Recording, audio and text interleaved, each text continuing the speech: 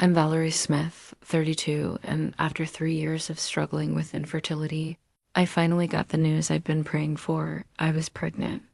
My husband Marcus and I were over the moon, but when we shared our joy at Sunday dinner, his sister Rebecca rolled her eyes and said, "Here we go again with the attention seeking." The words hit me like a slap.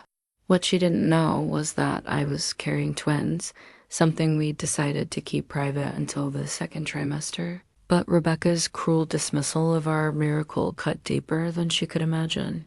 You see, while she was busy calling me dramatic, I was quietly building something she'd never expected, not just a family, but a strength I never knew I had. Happen next would change everything between us, and finally show her exactly what kind of woman she'd been underestimating all along. If you've ever felt dismissed by family when you needed support most, this story is for you. Asterisk the drive home from Marcus's parents' house felt endless. I stared out the passenger window, watching the familiar suburban streets blur past. Rebecca's words echoing in my mind like a broken record. Here we go again with the attention seeking. Each repetition felt like another knife twist. Marcus reached over and squeezed my hand, but I could feel the tension in his grip. He was caught between his loyalty to me and his ingrained need to protect his little sister a pattern I'd noticed from the very beginning of our relationship 5 years ago. I remembered our first family dinner together, how nervous I'd been to meet his parents, Robert and Linda. They'd been warm enough, but it was Rebecca who'd stolen the show that night. Fresh out of college, she'd regaled everyone with stories from her semester abroad in Italy, her animated gestures and infectious laugh commanding the room's attention. I'd sat quietly, trying to find openings to contribute to the conversation, but every time I spoke, Rebecca would somehow redirect the focus back to herself. The dining room wall had been dominated by her wedding photo from 2 years ago, a massive canvas print showing her radiant smile in an expensive designer gown. Robert had mentioned proudly that night how they'd paid for the entire wedding, sparing no expense for their baby girl. Meanwhile, Marcus and I had been saving for our own modest ceremony, planning to pay for it ourselves. She didn't mean it the way it sounded, Marcus said softly, breaking the silence in the car. It was his default response whenever Rebecca's behavior crossed the line. He'd been saying variations of the same thing for years.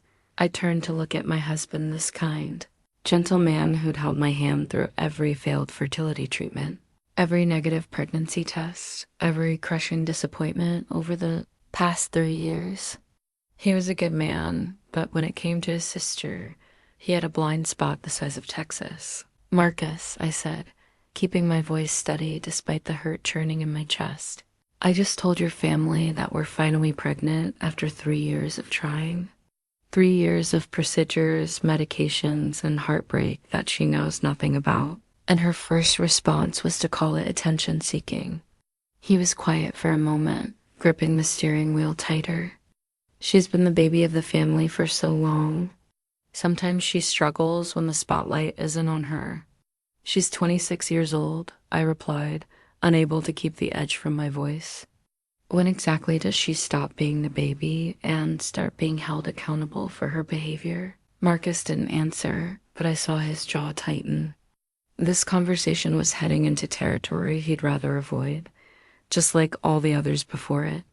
We pulled into our driveway, and I sat in the car for a moment after he turned off the engine. Our house was small but beautiful, a 1920s craftsman that we'd slowly renovated together over the years. Every improvement had been carefully planned and saved for, a stark contrast to Rebecca's lifestyle of living rent-free in their parents' converted basement while working part-time at a boutique that one of Linda's friends owned. Inside, I went straight to our bedroom and sat on the edge of the bed, my hand instinctively moving to my still flat stomach. Somewhere in there, 2 tiny heartbeats were growing stronger every day. 2 miracles that Rebecca had just dismissed as a cry for. Attention. Marcus appeared in the doorway, his expression pained. "Val, I'm sorry. I should have said something." But you didn't, I said, looking up at him. You never do. The hurt in his eyes was genuine, but so was my frustration. This wasn't just about today. This was about years of small slights, subtle, undermining, and a family dynamic that had never quite made room for me. And now, with our babies on the way, I realized something had shifted inside me. I wasn't willing to stay silent anymore. That night, I lay awake staring at the ceiling while Marcus slept peacefully beside me. My mind kept drifting to the stack of medical bills hidden in my desk drawer, thousands of dollars spent on fertility. Treatments that Rebecca knew nothing about, yet had somehow felt qualified to judge. The journey had started 3 years ago, when month after month of trying naturally had yielded nothing but disappointment. I remembered the first visit to Dr. Martinez, how she'd explained the various tests we'd need to run, the medications we might try, the procedures that could help. Marcus had held my hand through every appointment, every injection, every crushing phone call with negative results. Rebecca had no idea that the early morning monitoring appointments that made me late for work, or the hormone shots that left me emotional and exhausted. She didn't know about the months of Clomid that gave me blinding headaches, or the 3 failed IOI attempts that cost us $5,000 each. She certainly didn't know about the miscarriage at 6 weeks last year, a loss so devastating that I'd taken a week off work and barely left our bedroom. But somehow, she'd felt comfortable making comments throughout it all. Maybe you're trying too hard, she'd said at last year's Easter dinner, right after I'd politely declined a glass of wine. My friend Jessica says stress can really affect these things. You should just relax and let it happen naturally. I'd wanted to scream at her that we'd been trying naturally for over a year before seeking medical help, that her unsolicited advice was the last thing I needed. Instead, I'd smiled tightly and changed the subject, just like I always did. The pattern was always the same. Rebecca would make some thoughtless comment disguised as helpful advice. The family would nod along or laugh uncomfortably, and I'd swallow my hurt to keep the peace. Marcus would squeeze my hand under the table, his silent acknowledgement that his sister had crossed a line, but he never called her out directly. There was the time she'd suggested we get a dog for practice, when we'd been trying for 6 months. The Mother's Day when she'd loudly announced that she was never having kids because she valued her freedom too much, while I sat there fighting back tears after another failed cycle. The Christmas when she'd made a joke about how nice it must be to have so much disposable income when we couldn't even afford a proper vacation because every extra dollar went to medical bills. Each incident alone seemed small, but together they formed a pattern of casual cruelty that nobody else seemed to notice or address. Rebecca had perfected the art of the backhanded comment, the seemingly innocent observation that carried just enough sting to hurt without being obviously malicious. What made it worse was watching how differently the family treated her struggles compared to mine. When Rebecca had been heartbroken over her college boyfriend, the whole family had rallied around her. Linda had driven 2 hours to bring her comfort food and stay the weekend. Robert had called the boy an idiot and taken Rebecca shopping to cheer her up. Marcus had even confronted the ex-boyfriend at a party, defending his sister's honor. But when I was going through the hell of infertility treatments, dealing with the invasive procedures and emotional roller coaster that comes with trying to conceive, I'd felt invisible. The family would ask how things were going in the same tone they'd used to inquire about the weather, then quickly change the subject when I tried to share how difficult it was. The isolation had been crushing. My own parents lived across the country, and while they were supportive over the phone, it wasn't the same as having family nearby who truly understood what we were going through. I joined online support groups and found some comfort there, but it couldn't replace the feeling of being truly seen and supported by the people who were supposed to become my second family. Now, finally pregnant with what we knew were twins, I realized I was done pretending that Rebecca's behavior was acceptable. These babies deserved a mother who would stand up for them, who wouldn't let anyone, not even family, dismiss their worth or treat them as inconveniences. I turned onto my side and placed my hand on my stomach, whispering a quiet promise to the tiny lives growing inside me. I would not let them grow up watching their mother be diminished. I would not teach them through my example that keeping the peace was more important than keeping your dignity. Things were going to change. I was going to make sure of it. The next morning, I found myself staring at the framed photo on Marcus's childhood dresser that we'd inherited when his grandmother passed away. It was Rebecca's college graduation picture, taken just 4 years ago, showing her beaming between Robert and Linda. They looked so proud. Linda's hand resting possessively on Rebecca's shoulder, Robert's chest puffed out with obvious satisfaction. I remembered that graduation day well. The whole family had driven 3 hours to attend the ceremony, cheering loudly when Rebecca's name was called. Afterward, they'd taken her to the most expensive restaurant in town to celebrate.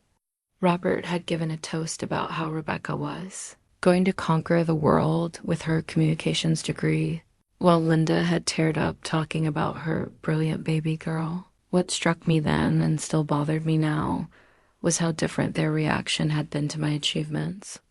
When I'd been promoted to marketing director at my firm 2 years ago, a position I'd worked toward for 5 years, putting in 60-hour weeks and earning additional certifications on my own time, the family's response had been polite but subdued. "That's nice, dear," Linda had said, before immediately pivoting to ask Rebecca about her latest social media post that had gotten a lot of likes. The disparity wasn't lost on me. Rebecca had coasted through college on her parents' dime, changing majors twice and graduating with a barely acceptable GPA. She'd never held a real job during school, never worried about student loans or budgeting for textbooks. Everything had been handed to her on a silver platter, from the expensive meal plans to the spring break trips to Europe that she documented extensively on Instagram. Meanwhile, I'd worked 2 jobs while earning my marketing degree, graduated, summa cum laude, and climbed the corporate ladder through pure determination and skill. But somehow, Rebecca's ability to look pretty in photos and charm people at parties was treated as a greater accomplishment than my professional success. The pattern had continued after graduation.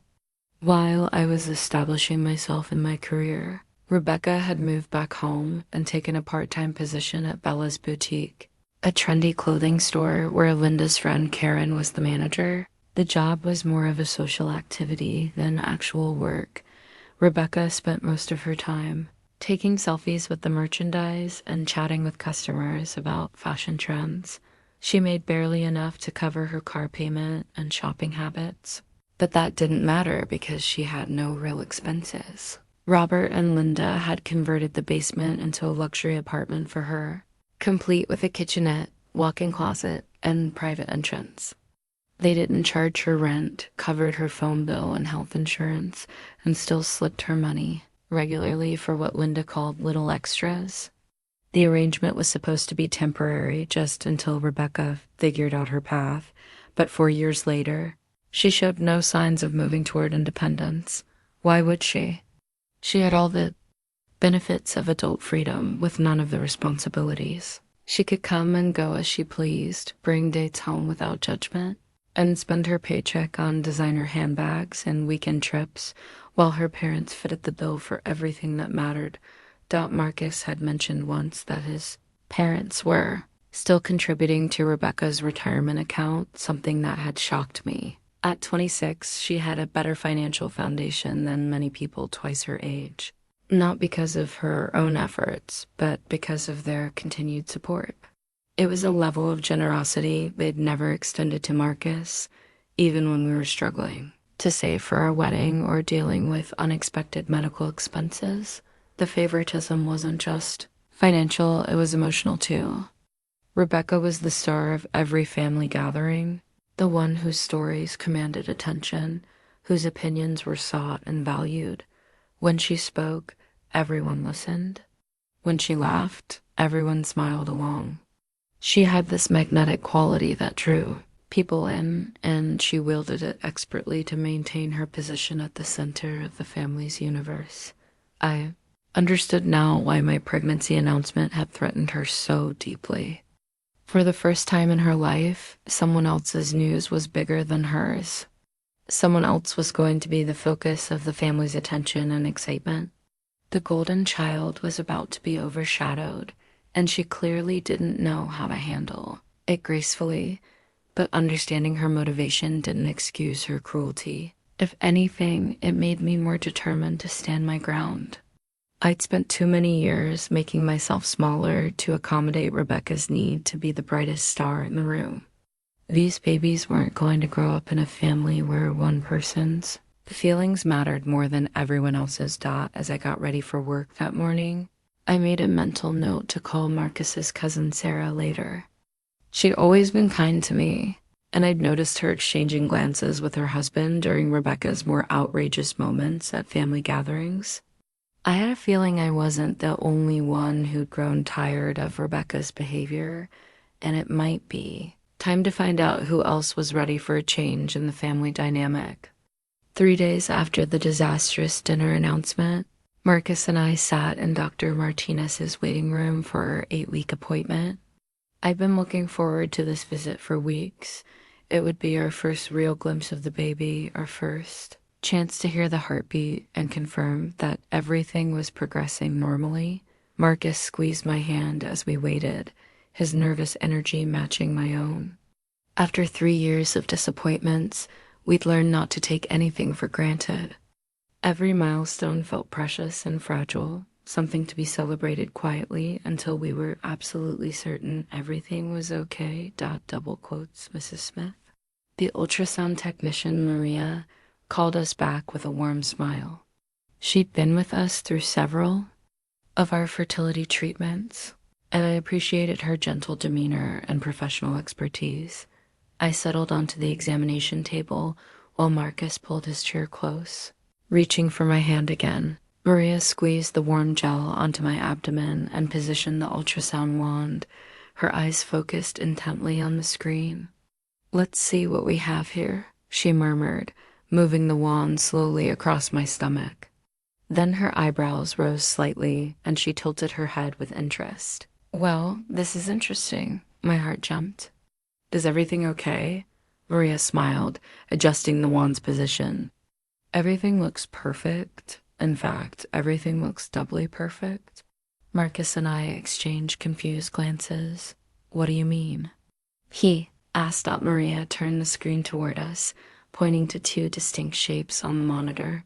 "Congratulations, you two. You're having twins." The words hung in the air for a moment while my brain tried to process what she'd said.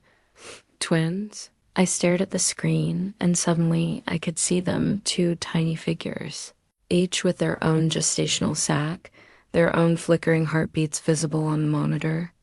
"Oh my God," I whispered, tears immediately springing to my eyes.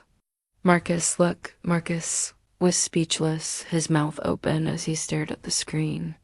Maria was moving the wand again, taking measurements and pointing out details. "Both babies are measuring perfectly for 8 weeks, she explained. "You can see here baby A and baby B. Both have strong heartbeats. This appears to be a spontaneous twin pregnancy, which happens in about 1 in every 250 pregnancies." I started crying in earnest then, overwhelmed by joy and relief and a dozen other emotions I couldn't name. After years of struggling to conceive, even one baby, we'd been blessed with 2. It felt like a miracle beyond anything I'd dared to hope for. Marcus was crying too, leaning over to kiss my forehead while keeping his eyes fixed on the monitor. "Val, can you believe this? 2 babies? We're going to have 2 babies." Maria printed several copies of the ultrasound photos for us, explaining what we'd need to know about twin pregnancies, the increased monitoring, the nutritional requirements, the slightly higher risks that came with carrying multiples.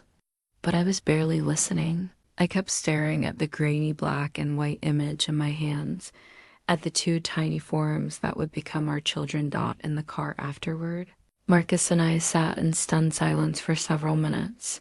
Finally, he turned to me with a huge grin. "I can't believe it," he said. "Twins. We're having twins." "I know," I said, wiping away fresh tears. "It doesn't feel real." We talked excitedly during the drive home about baby names and nursery plans and how we'd need to buy two of everything. But as we got closer to our house, a more serious conversation began. "When do we tell everyone?" Marcus asked. I'd been thinking about the same thing. Traditionally, most couples waited until the 12-week mark to share pregnancy news, when the risk of miscarriage dropped significantly. With twins, Dr. Martinez had explained, we'd want to be even more cautious. "I think we should wait until 12 weeks, I said, "especially with the twin news. I want to make sure everything continues to progress well before we share something this big." Marcus nodded, but I could see him thinking, what about my family? Should we at least tell my parents? I considered it for a moment, then shook my head. Not yet. Let's keep this between us for now. After Sunday dinner, I think I'd like to have a little more control over how and when this news gets shared. The truth was, Rebecca's cruel comment had changed something for me. I no longer felt the automatic urge to include Marcus's family in every important moment. They'd had their chance to celebrate our pregnancy news with joy and support, and instead, Rebecca had chosen to diminish it. Now we had even bigger news that would completely overshadow any attention-seeking accusations. But this time, I wanted to be strategic about the reveal. I wanted to choose the perfect moment when the impact would be maximum, and Rebecca's ability to steal focus would be minimal. Marcus seemed to understand my reasoning without me having to explain it fully. "You're right," he said. "This is our secret for now." That evening, we taped one of the ultrasound photos to our bathroom mirror, where we could see it every morning and evening. Two tiny forms, barely visible but undeniably there. Our twins. Our miracle. As I got ready for bed, I found myself placing both hands on my stomach, marveling at the knowledge that two lives were growing inside me. Rebecca had called our pregnancy announcement attention-seeking, but she had no idea what was really coming. I smiled to myself in the mirror. Let her think she'd put me in my place with her snide comment. Let her believe she'd successfully diminished our news and reclaimed her position as the family center of attention. She was going to be in for quite a surprise. That night, I pulled out the leather journal I'd been writing in sporadically over the past few years. It had started as a fertility journal, a place to track my cycles and symptoms, but it had gradually become something more a record of my thoughts and feelings during the most challenging period of my life. Flipping through the pages, I was struck by how many entries mentioned Rebecca and the casual ways she'd made difficult times even harder. I documented these moments almost unconsciously, never intending to build a case against her, but reading them now, the pattern was undeniable. Asterisk March 15th, 2022. Another failed I today. Devastated doesn't even begin to cover it. Went to mom and dad's for dinner to try to cheer up, but Rebecca spent the whole time talking about her friend's surprise pregnancy. She wasn't even trying, she kept saying. It just happened naturally, like it's supposed to. Felt like she was speaking directly to me. Marcus squeezed my hand, but didn't say anything. Asterisk. June 8th, 2022. Rebecca asked me today when we're going to stop messing around with doctors and just adopt. She said it like fertility treatments were some kind of hobby I was indulging in for fun. I tried to explain that we wanted to exhaust all our options first, but she just shrugged and said, "I don't know why you're putting yourself through all this stress." Easy for her to say. She's never wanted anything she couldn't have handed to her. Asterisk. October 20th, 2022. Family dinner turned into the Rebecca show again. She spent 40 minutes showing everyone photos from her weekend trip to Nashville, funded by Robert's early Christmas gift. When Linda asked how my new promotion was going, Rebecca immediately jumped in with a story about a difficult customer at the boutique. By the time she finished, the conversation had moved on, and no one remembered the original question. Asterisk, asterisk, December 23rd, 2022, Christmas Eve dinner. Rebecca announced she's thinking about getting her real estate license just for fun, and maybe Robert could help her buy a condo as an investment property. Everyone thought this was a brilliant idea. When Marcus mentioned we were considering refinancing to lower our mortgage payments, the topic got about 30 seconds of attention before Rebecca started talking about paint colors for her hypothetical. Condo asterisk page after page of similar entries. Small moments that had felt isolated at the time, but together revealed a clear pattern of self-absorption and thoughtless cruelty. Rebecca didn't just want to be the center of attention she needed to diminish others to maintain her position. What bothered me most was how the family enabled her behavior. They'd trained themselves to revolve around Rebecca's moods and needs, automatically shifting conversations to accommodate her interests, never holding her accountable for the way she treated others. I thought about my own family, scattered across the country but still close-knit in their own way. My parents would never have tolerated this kind of behavior from me or my brother. We'd been raised to consider other people's feelings, to share the spotlight, to lift each other up rather than tear each other down. But Marcus's family operated differently. Robert and Linda had created a monster through years of indulgence, and now everyone just accepted that managing Rebecca's ego was part of being in the family. Everyone except me. Writing in my journal that night, I realized I was done being managed. I was done shrinking myself to make room for Rebecca's outsized personality. I was done pretending her behavior was acceptable just to keep the peace. Asterisk. April 10th, 2025. Found out we're having twins today. TWINS. After everything we've been through. We're getting double the blessing. Marcus and I decided to keep it secret until 12 weeks, but I keep thinking about Rebecca's comment at dinner, attention seeking. If she only knew what was coming. Asterisk, asterisk, I've been reading through this journal tonight, and I'm shocked by how much space I've given to Rebecca's behavior over the years. All these little moments of casual cruelty that I accepted and internalized. All these times I made excuses for her or tried to understand her motivations instead of simply acknowledging that her behavior was wrong. Asterisk, asterisk. These babies deserve better. They deserve a mother who won't let anyone, not even family, treat her poorly. They deserve to grow up seeing that you don't have to accept disrespect just because it comes from someone you're supposed to love. Asterisk, asterisk, I'm different now. I can feel it. The pregnancy has changed something fundamental in me, made me fierce in a way I've never been before. I won't let Rebecca diminish this joy, and I won't let her teach my children that her needs matter more than everyone else's. Asterisk, asterisk, the twins are my secret weapon now. When the time is right, when I choose the moment, I'm going to reveal the truth in a way that shows everyone exactly who Rebecca really is. She wants to call me attention-seeking? Fine.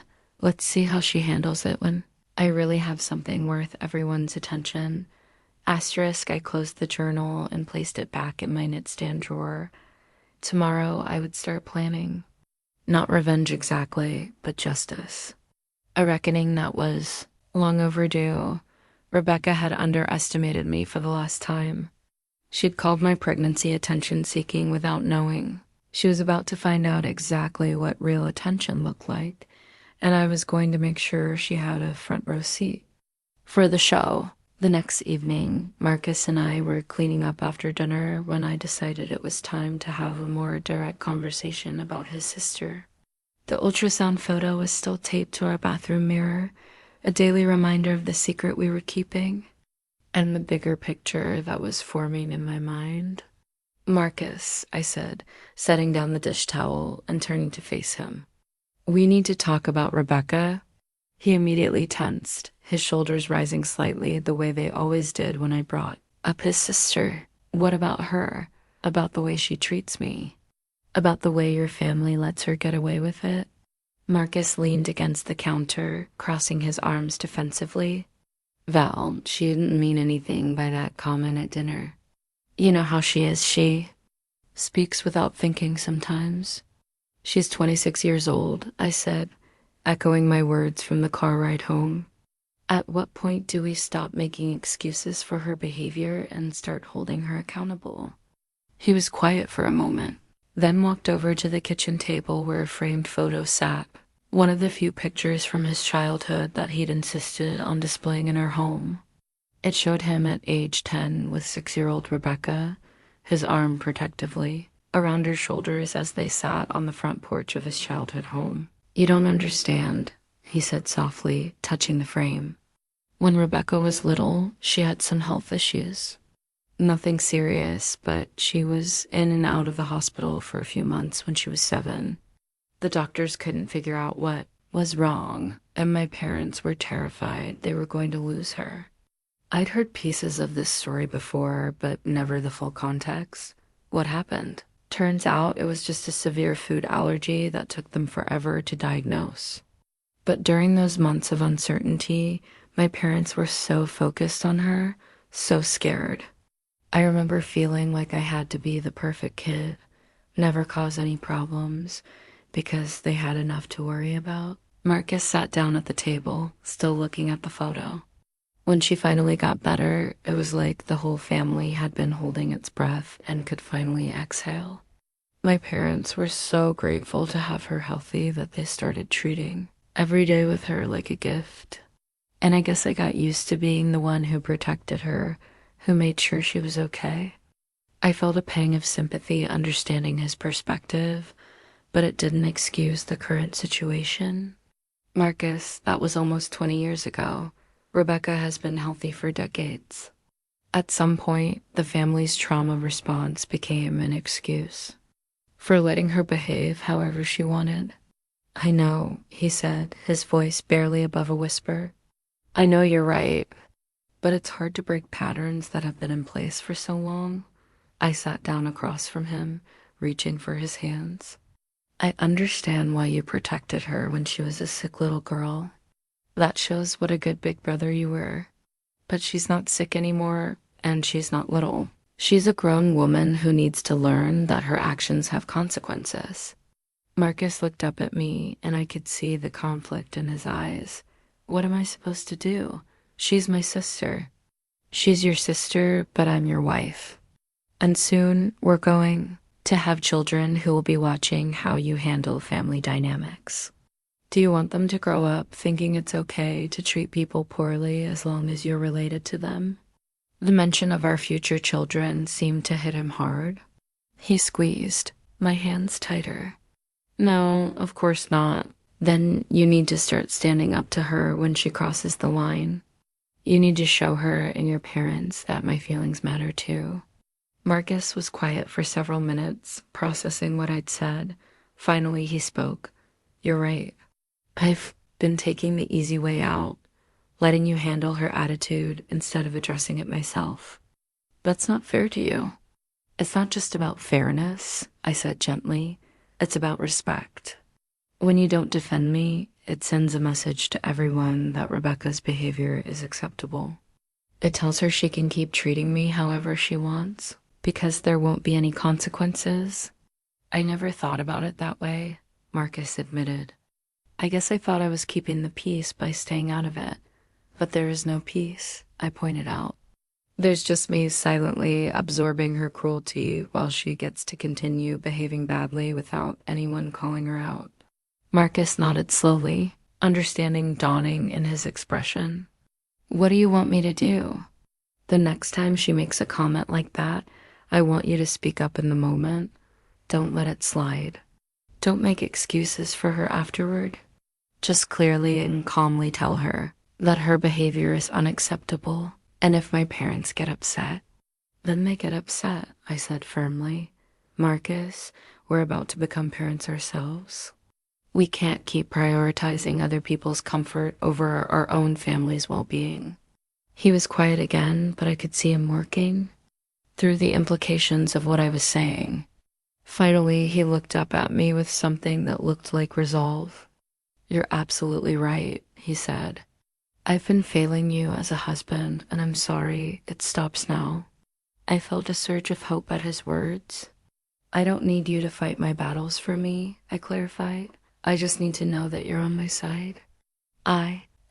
He said, standing up and pulling me into his arms. "I'm sorry it took me so long to show it properly." As he held me, I thought about the secret we were keeping, about the twins growing inside me, and the revelation that was coming.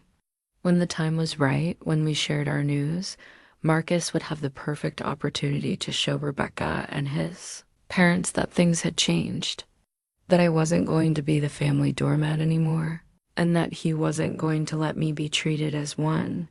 The little girl in the photo had needed protection once upon a time, but that little girl was long gone, and the woman who'd taken her place needed to learn that actions had consequences. I was going to make sure she got that lesson one way or another. 2 weeks later, we found ourselves back at Robert and Linda's house for Marcus's birthday dinner. I'd been dreading this gathering since the calendar reminder popped up on my phone, but I was also curious to see if Rebecca would continue her pattern of behavior now that I was paying closer attention. She arrived 20 minutes late, making a grand entrance with apologies about traffic that everyone immediately forgave.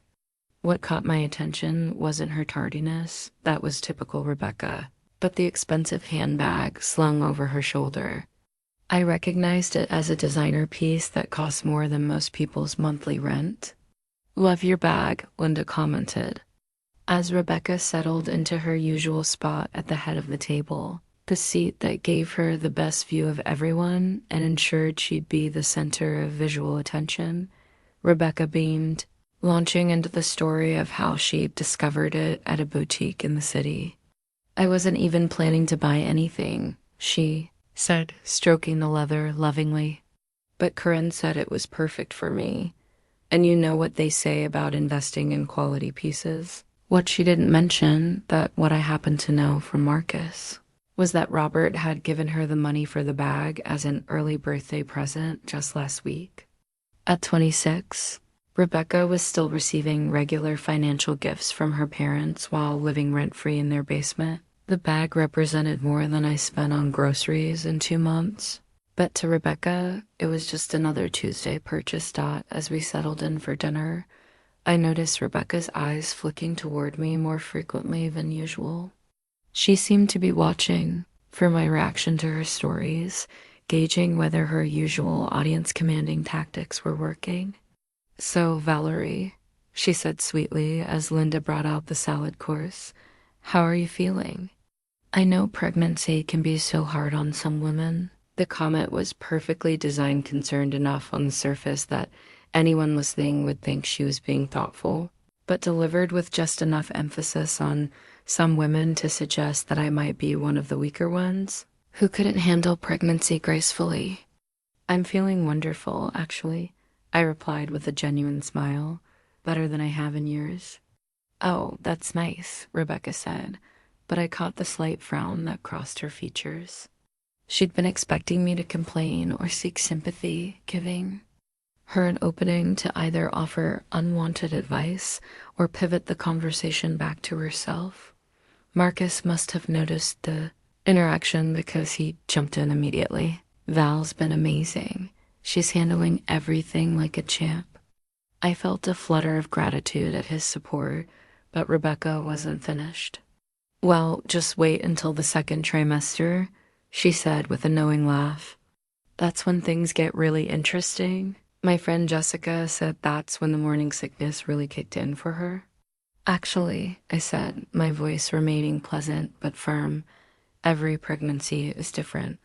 My doctor says I'm progressing beautifully." Rebecca's smile tightened almost imperceptibly. She was used to being the expert on everything, even topics she had no actual experience with. Having someone politely but clearly reject her authority wasn't part of her usual script. Robert raised his glass to make a toast to Marcus, and the conversation shifted to birthday wishes and family memories. But I noticed Rebecca kept trying to steer things back to topics where she could be the center of attention: her work stories, her weekend plans, her opinions on various current events. What was different this time was that I wasn't automatically deferring to her. When she interrupted my answer to Linda's question about my work projects, I politely but firmly continued my story instead of trailing off like I usually did. When she tried to one-up my description of a restaurant Marcus and I had enjoyed, I simply smiled and said, "Different people like different things, I suppose." By the time we got to dessert, I could see Rebecca was getting frustrated. Her usual conversational dominance tactics weren't working, and she seemed unsure how to regain control of the room's attention. "You know," she said, cutting into the birthday cake with perhaps a little more force than necessary, "I've been thinking about taking some time off work to travel. Karen says I could probably take a leave of absence and do one of those extended European trips. Dad, didn't you say you've been wanting to help me with that?" Robert immediately perked up, launching into enthusiastic support for Rebecca's potential travel plans. Within minutes, the conversation had shifted entirely to research about European hostels and train passes, with Rebecca once again holding court as everyone contributed ideas for her hypothetical adventure. I watched the familiar dynamic play out, Rebecca expressing a whim, the family immediately mobilizing to support and facilitate it, everyone's attention focused on making Rebecca's desires reality. It was masterfully done, I had to admit. She'd managed to reclaim the spotlight and position herself as the evening's main character once again. But this time, instead of feeling diminished or frustrated, I felt oddly detached from the whole performance. Let Rebecca plan her European adventure with Daddy's money. Let her dominate the conversation and collect the family's attention like trophies. I had something she didn't know about, something that was going to change everything. And unlike her elaborate schemes to stay relevant, my news was real, meaningful, and absolutely going to overshadow any travel blog she might produce. I placed my hand discreetly on my stomach, thinking about the two little lives growing inside me. Rebecca could have her European vacation and her expensive handbags in her position as the family's perpetual center of attention, but she was about to learn that some things couldn't be bought, planned, or manipulated. Some things were genuine, miracles, and when those miracles were revealed, all her carefully constructed drama would seem as insignificant as it actually was. I smiled to myself and took another bite of cake, content to let Rebecca have this moment. It was going to be one of her last as the undisputed star of the family show. The morning after Marcus's birthday dinner, I was surprised to receive a text from Sarah, Marcus's cousin who lived about an hour away. We'd always been friendly at family gatherings, but we rarely communicated directly outside of those events. "Hey, Valerie, hope you're feeling well. I've been thinking about you since dinner last night. Do you have time for a coffee this week? Would love to catch up. Something about the message felt intentional, like there was more behind the invitation than casual family bonding. I texted back that I'd love to meet, and we arranged to get together that Saturday at a cafe halfway between our towns. When I arrived, Sarah was already there, sitting in a corner booth with 2 lattes waiting. She stood to hug me, and I noticed she seemed almost nervous, which was unusual for her. Sarah was typically confident and direct traits that had probably helped her succeed as a nurse practitioner. "You look great," she said as we settled into our seats. "Pregnancy suits you." "Thank you," I replied, genuinely curious about why she'd reached out.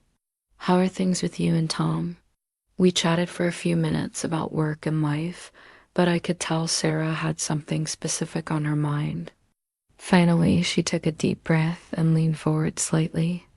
"Valerie, I hope you don't mind me saying this, but I've been wanting to talk to you for a while about family dynamics." My heart skipped a beat. "What do you mean?" "About Rebecca," Sarah said gently. about the way she treats you and the way everyone else just seems to accept it. I felt a rush of validation mixed with relief. You've noticed? Sarah let out a small laugh. Noticed? Honey, Tom and I have been talking about it for years.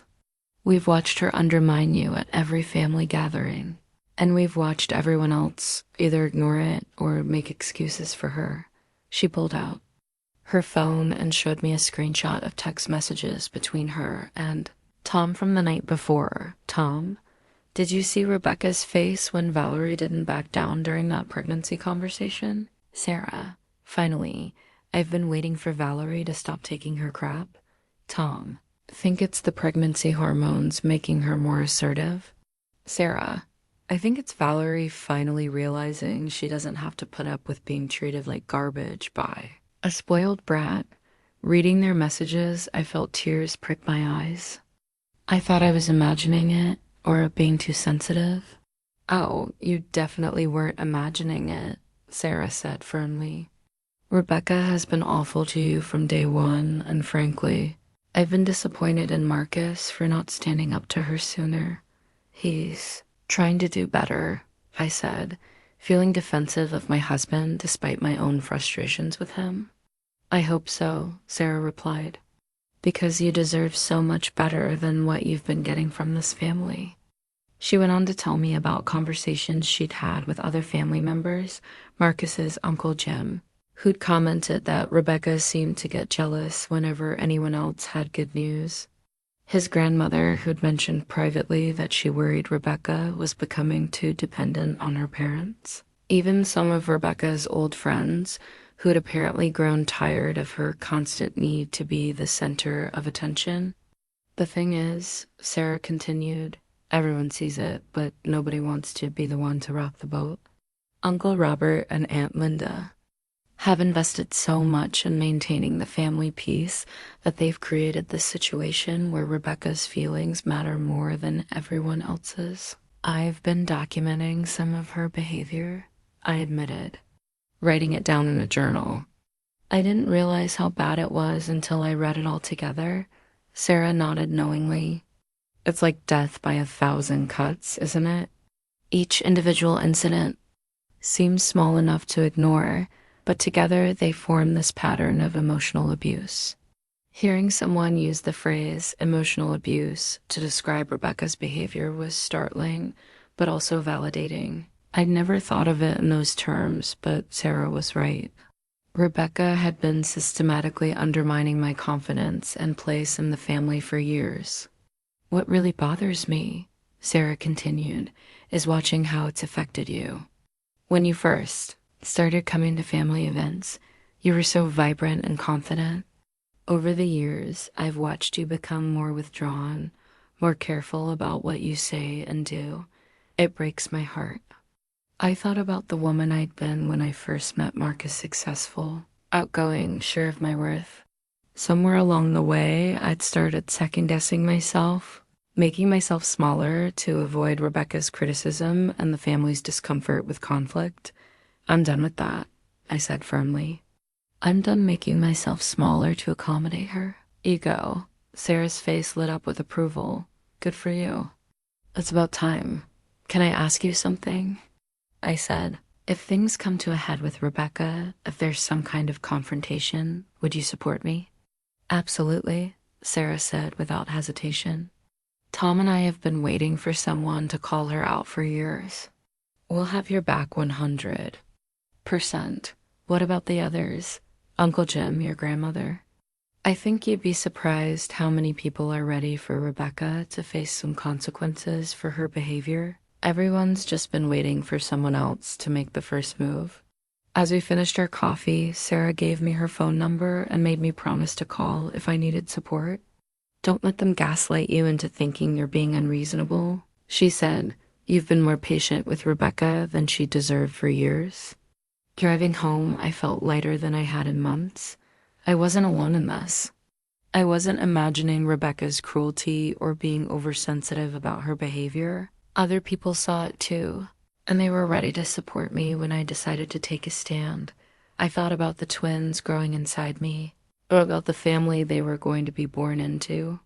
Thanks to this conversation with Sarah, I knew they wouldn't be entering a family where their mother was isolated and unsupported.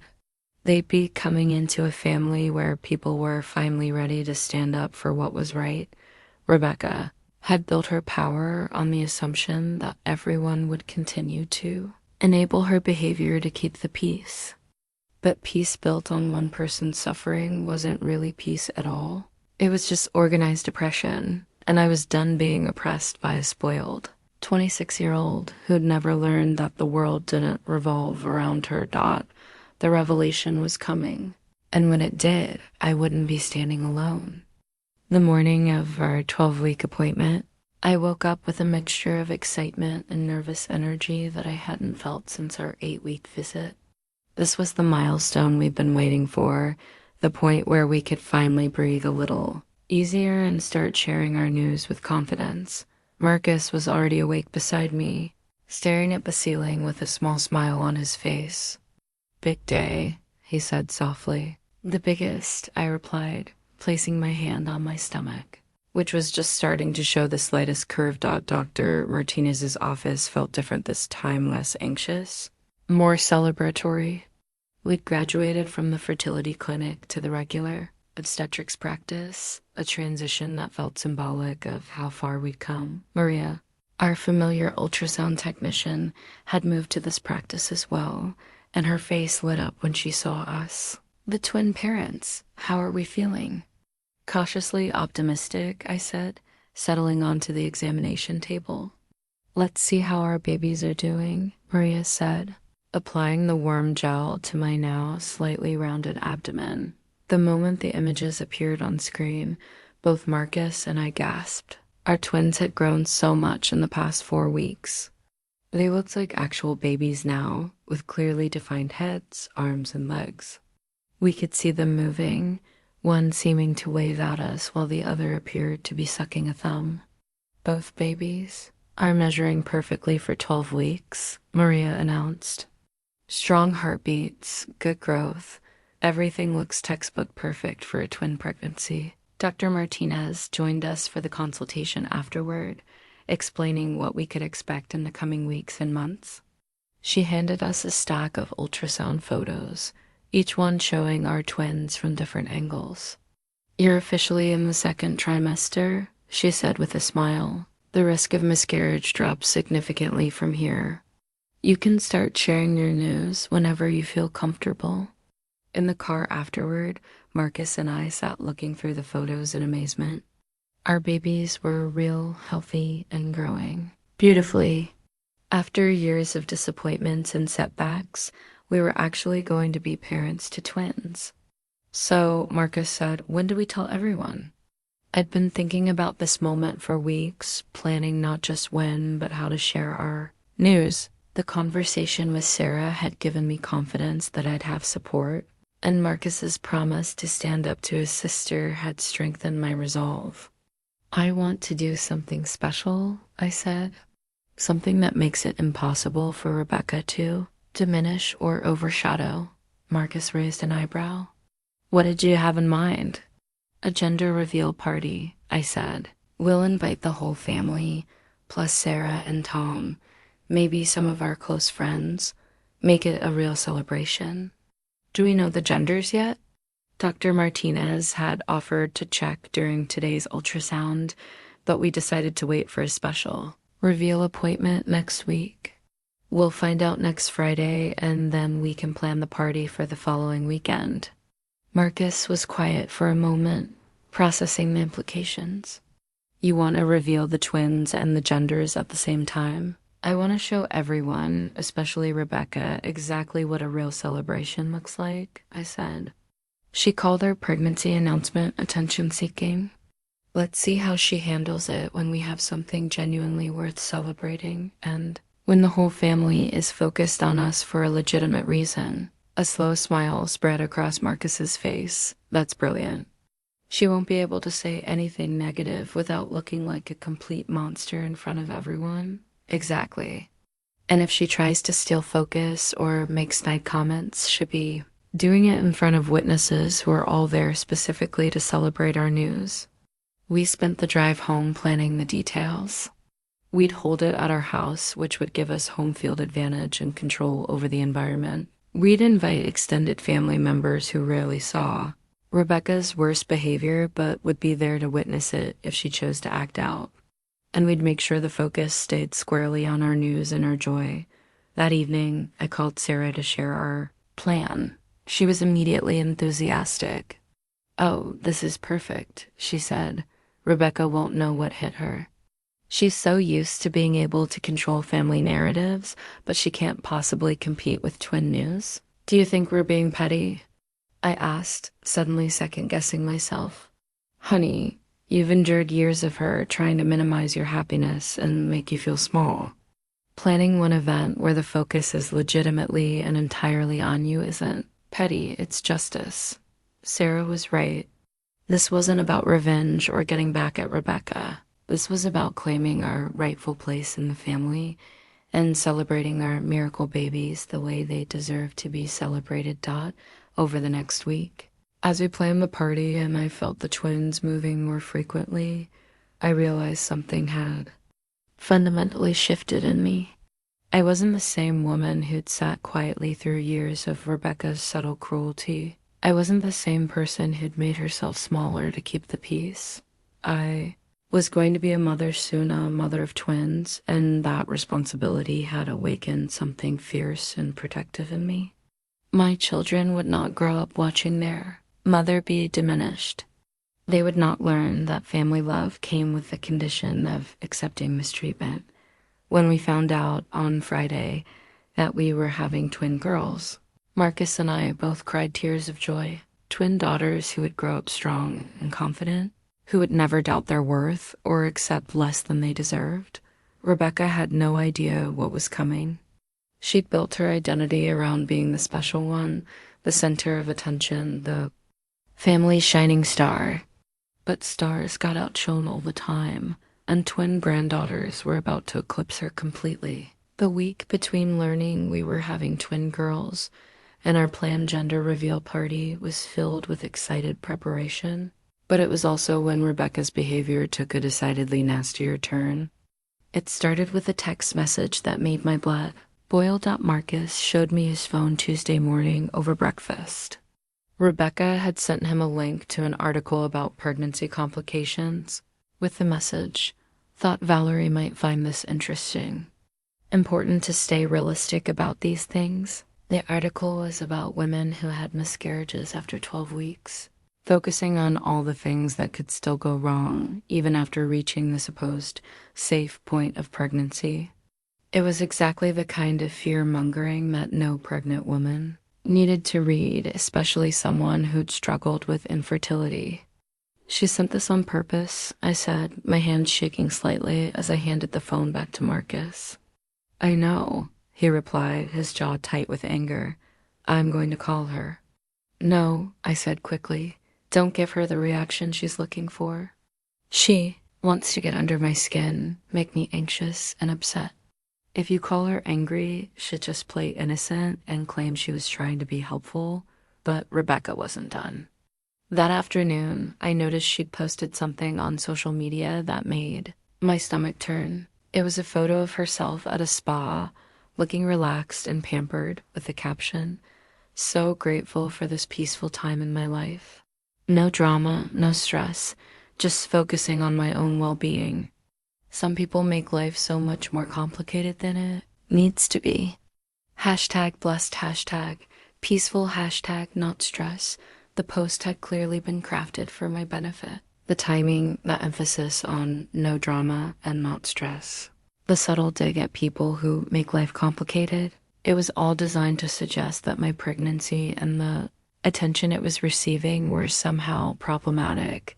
What made it worse was watching the family's response. Linda had immediately liked and commented, "My beautiful girl deserves all the peace in the world." Robert had added, "So proud of you for prioritizing self-care." The hypocrisy was stunning.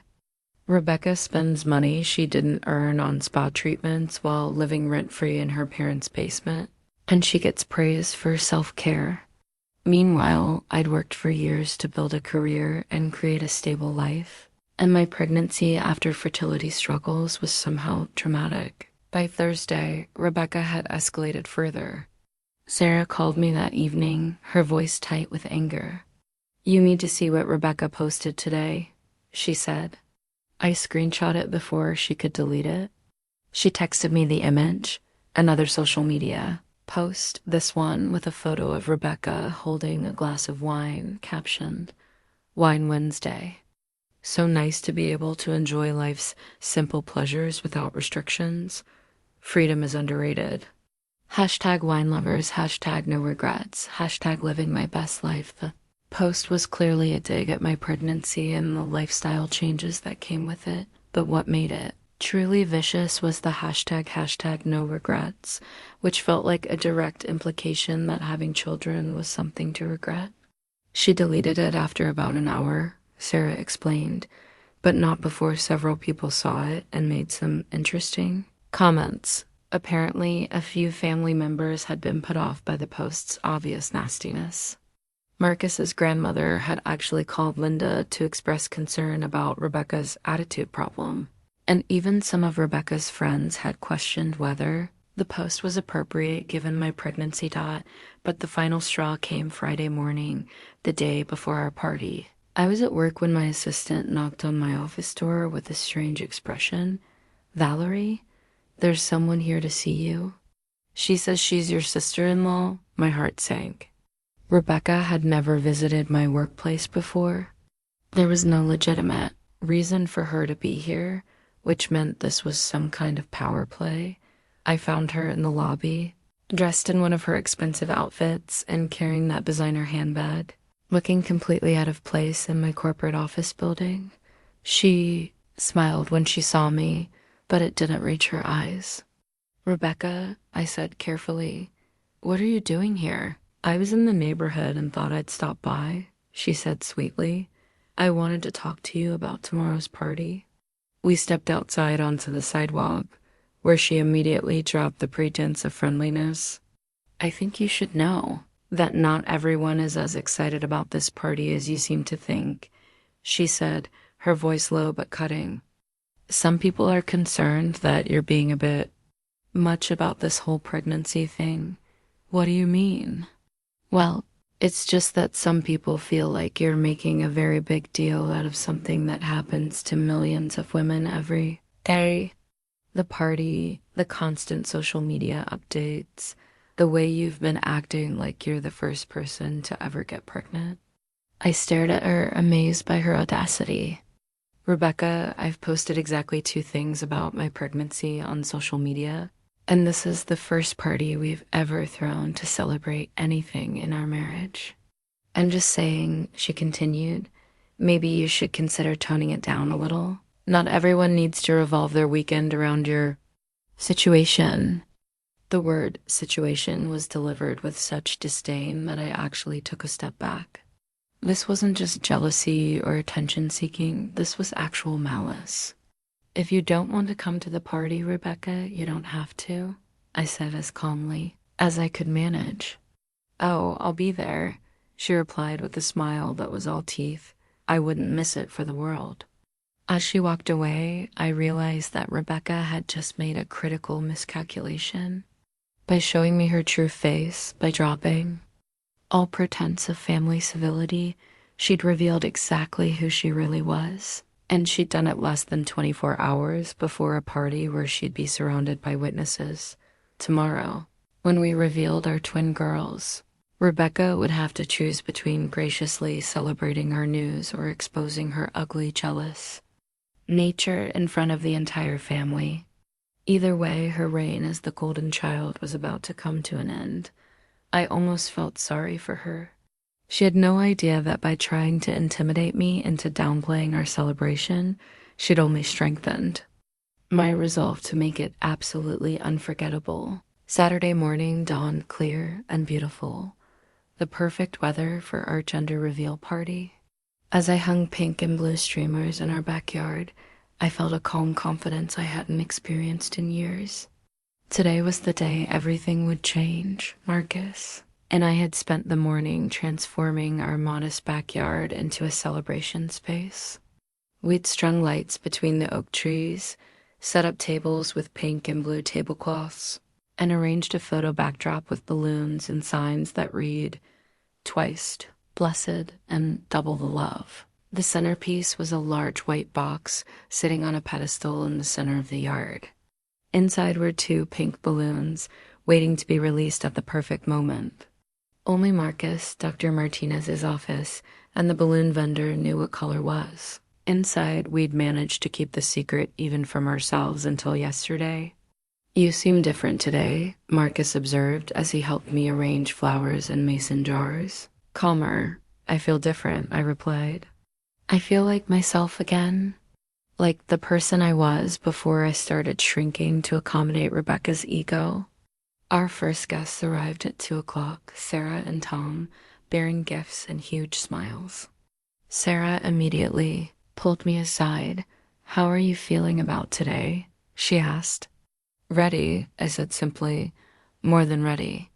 Over the next 30 minutes, our backyard filled with family and friends. My parents had flown in from Oregon, thrilled to finally celebrate their future grandchildren after years of watching us struggle.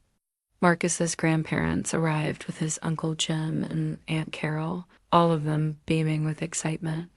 Several of our close friends came, along with some colleagues who had supported me through the fertility journey. And then, fashionably late as always, Rebecca arrived with Robert and Linda. She was dressed to kill in a flowing sundress that probably cost more than most people's monthly rent, her hair and makeup perfect, despite the casual outdoor setting. The designer handbag was present, of course, along with jewelry that caught the sunlight as she moved. But what struck me most was her expression. Gone was the fake sweetness from yesterday's confrontation.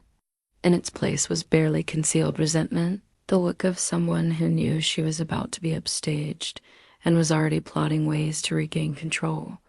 "Valerie," Linda called out, rushing over to hug me. "This is so exciting." "We've been counting down the days." Robert followed, shaking Marcus's hand enthusiastically. "Son, you and Val have really outdone yourselves. This is some party." Rebecca hung back, surveying the decorations with what I could only describe as disdain. When our eyes met, she managed a tight smile and a small wave, but made no move to come congratulate us or engage with the celebration. I watched her for a moment, noting how she positioned herself near the gift table where she'd be visible to everyone, how she immediately began commandeering conversations with her dramatic gestures and loud laughter. Even at our party, celebrating our news, she was working to make herself the center of attention. "Ladies and gentlemen," Marcus called out around 3 o'clock, "if we could gather around, Valerie and I have some news to share." The crowd gathered in a circle around the white box, phones coming out to capture the moment. I looked around at all the faces excited, supportive, genuinely happy for us.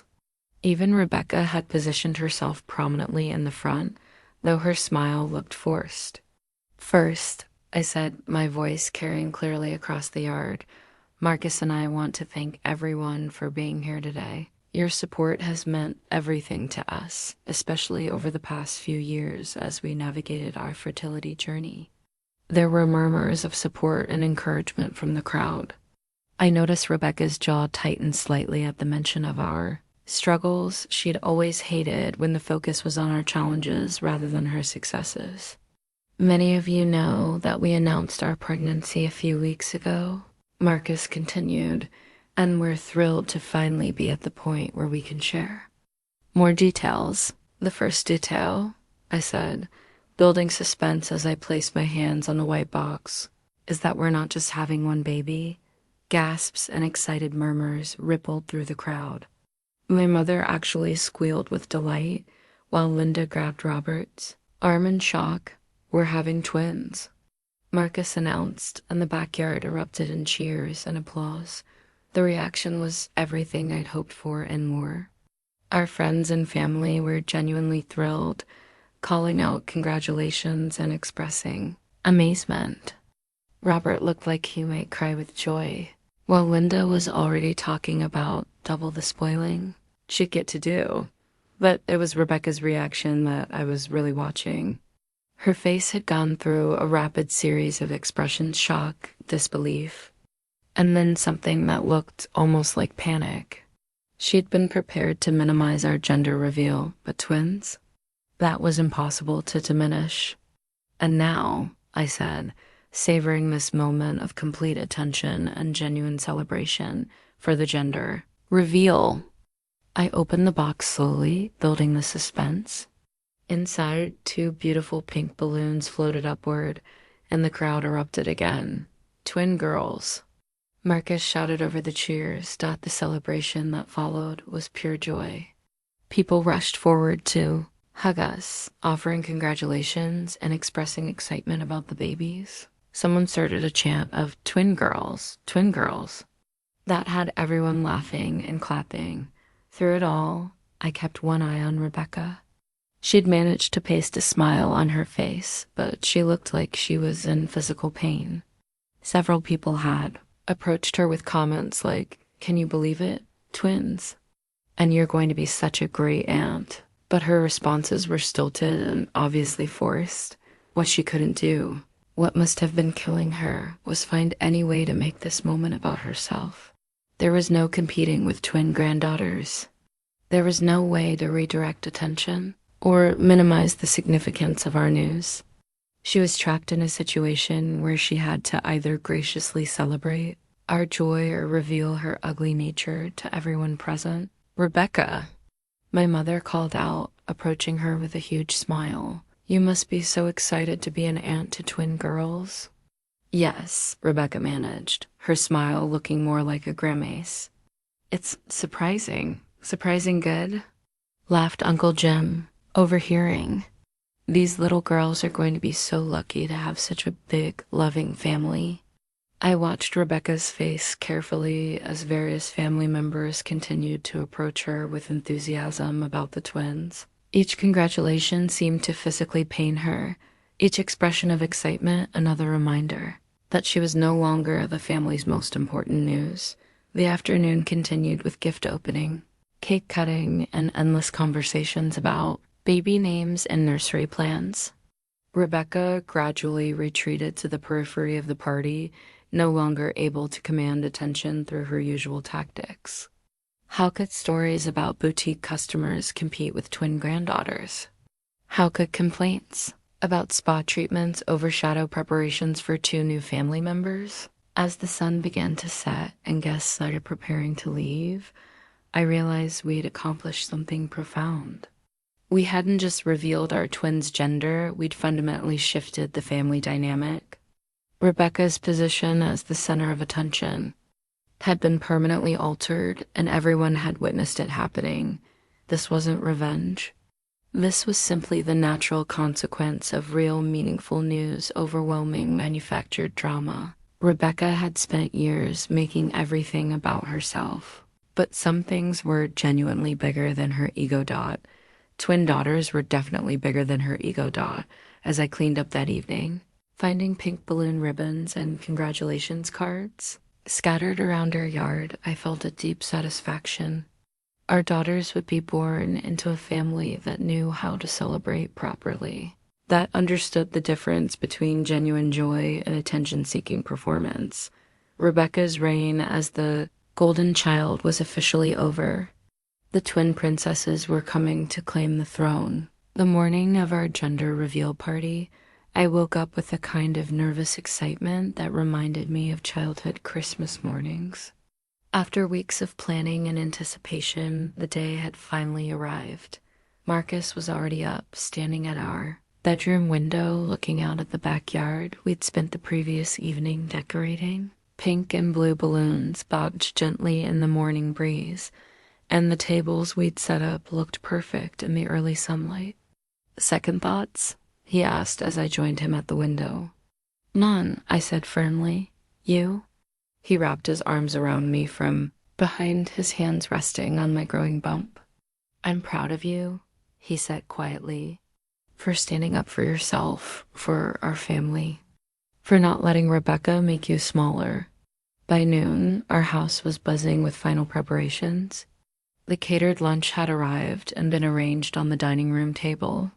The centerpiece, a large white box containing 2 pink balloons, sat prominently on a pedestal in the center of the backyard. Everything was perfect. Sarah arrived early to help with last-minute details, and I could see the excitement in her eyes.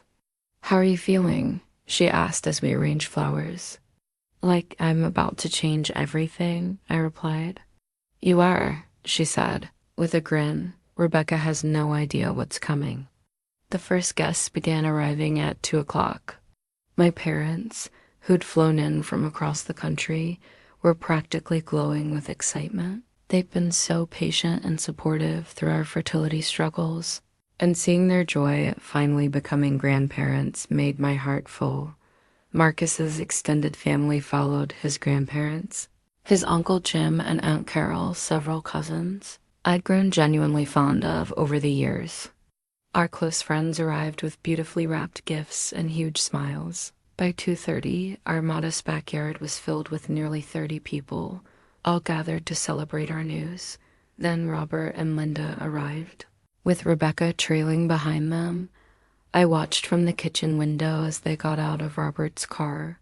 Linda was practically bouncing with excitement, clutching a large gift bag and pointing out our decorations to Robert. But Rebecca moved slowly, her face set in an expression I'd learned to recognize over the years, the look of someone preparing for battle. She was dressed impeccably, of course, a flowing designer dress in soft yellow, paired with delicate jewelry and her signature expensive handbag. Her hair and makeup were flawless, clearly done professionally for the occasion. She looked like she was attending a photo shoot rather than a family party, but it was her posture that caught my attention. Usually Rebecca entered family gatherings like she was making a grand entrance, all smiles and animated gestures designed to draw immediate attention. Today she looked tense, almost defensive. "She knows," Sarah observed, joining me at the window. "She can sense that something's different." Sarah was right.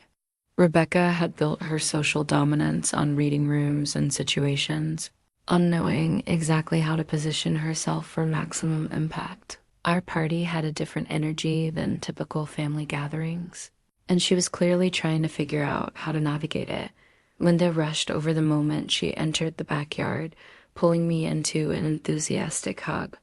"Valerie, this is so wonderful. I've been so excited I could barely sleep last night." Robert followed with hearty congratulations for both Marcus and me, genuinely thrilled to be celebrating his future grandchild. Their excitement was infectious and clearly genuine, the kind of pure joy that couldn't be manufactured or performed. Rebecca hung back, surveying the scene with calculating eyes. I watched her take in the decorations, the gathered crowd, the obvious care and expense that had gone into the event. She was clearly trying to find angles to minimize or redirect, but the sheer scale and legitimacy of the celebration seemed to be throwing her off her usual game. Several family members immediately approached her with excitement about becoming an aunt, but her responses were stilted and brief. She kept scanning the crowd as if looking for opportunities to insert herself into conversations or redirect attention. "This is quite a production," she finally said when she made her way over to me, her tone carefully neutral but with an edge. I recognized. "We wanted to celebrate properly," I replied calmly. "This news feels worth celebrating." Rebecca's smile tightened almost imperceptibly. She was used to being the one who determined what was worth celebrating in this family, the one whose news and achievements commanded attention and resources as more guests arrived and the energy in the backyard continued to build. I noticed Rebecca's growing discomfort. She'd positioned herself near the gift table, clearly hoping to be part of the visual backdrop when people took photos, but the natural flow of conversation kept moving away from her, People were genuinely excited about our news in a way that couldn't be manipulated or redirected. This wasn't polite family obligation or manufactured enthusiasm. This was real joy about our pregnancy, our future, our growing family. Around 3:15, Marcus caught my eye and nodded toward the white box in the center of the yard. It was time, everyone, he called out, his voice carrying clearly across the gathered crowd. If we could all gather around, Valerie and I have some news to share. The response was immediate and enthusiastic. People put down their drinks and moved closer, forming a natural circle around the reveal box. Phones came out to capture the moment, and I could feel the genuine anticipation in the air that Rebecca positioned herself prominently in the front of the crowd, her media-trained smile firmly in place. Whatever her personal feelings, she knew this moment would be photographed and shared, and she wasn't going to risk looking anything less than supportive in the documentation, but I could see the tension in her shoulders, the slight tightness around her eyes that I'd learned to recognize over the years. She was bracing herself for something, though she clearly had no idea what was coming, standing there in the center of all that love and support. With my hand resting on the box that contained our surprise, I felt a profound sense of rightness. This was how family celebrations should feel: genuine, joyful, focused on real milestones rather than manufactured drama. Rebecca had called our pregnancy announcement attention-seeking, but she was about to learn the difference between seeking attention and actually deserving it. The white box sat between us like a bridge between her old reign and our new beginning. Whatever was inside was about to change everything, and we both knew it. I just don't think she realized how completely she was about to be eclipsed. Standing in the center of our backyard, surrounded by 30 people who'd come to celebrate with us, I felt a moment of perfect clarity. This was it, the moment I'd been building toward for weeks. The moment when everything would change. First, I began, my voice steady and clear. Marcus and I want to thank everyone for being here today. Your support has meant the world to us, especially over the past 3 years as we navigated our journey to parenthood. I looked around the circle of faces, my parents beaming with pride, Marcus's grandparents leaning forward with anticipation, Sarah and Tom grinning encouragingly. And there, front and center, was Rebecca, her smile looking increasingly strained as she realized she was trapped in a moment she couldn't control or redirect.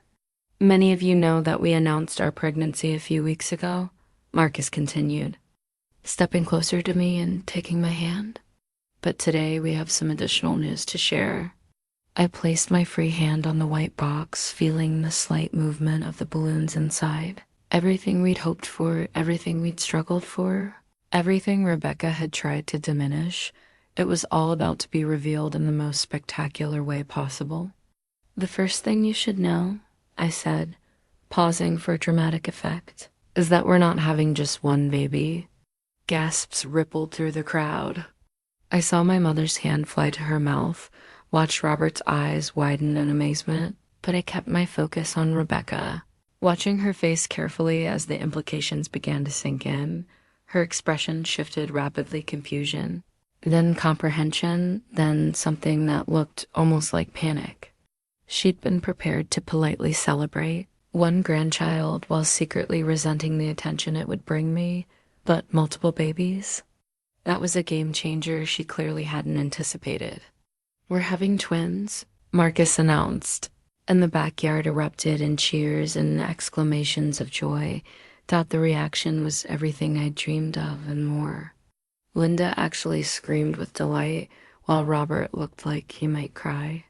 My father started laughing and shaking, his head in amazement, and several people began spontaneously applauding, but the best part was watching Rebecca try to process this news. Her carefully maintained smile wavered, and for just a moment her true feelings flickered across her face: shock, disbelief, and something that looked dangerously close to rage. "Twins," Uncle Jim called out over the excited chatter. "That's incredible. Double the blessing." I can't believe it, Linda was saying to anyone who would listen. Twins! We're going to have twin grandbabies. The celebration swirled around us, but I kept one eye on Rebecca. She was clearly struggling to find her footing in this new reality. How could she minimize twin granddaughters?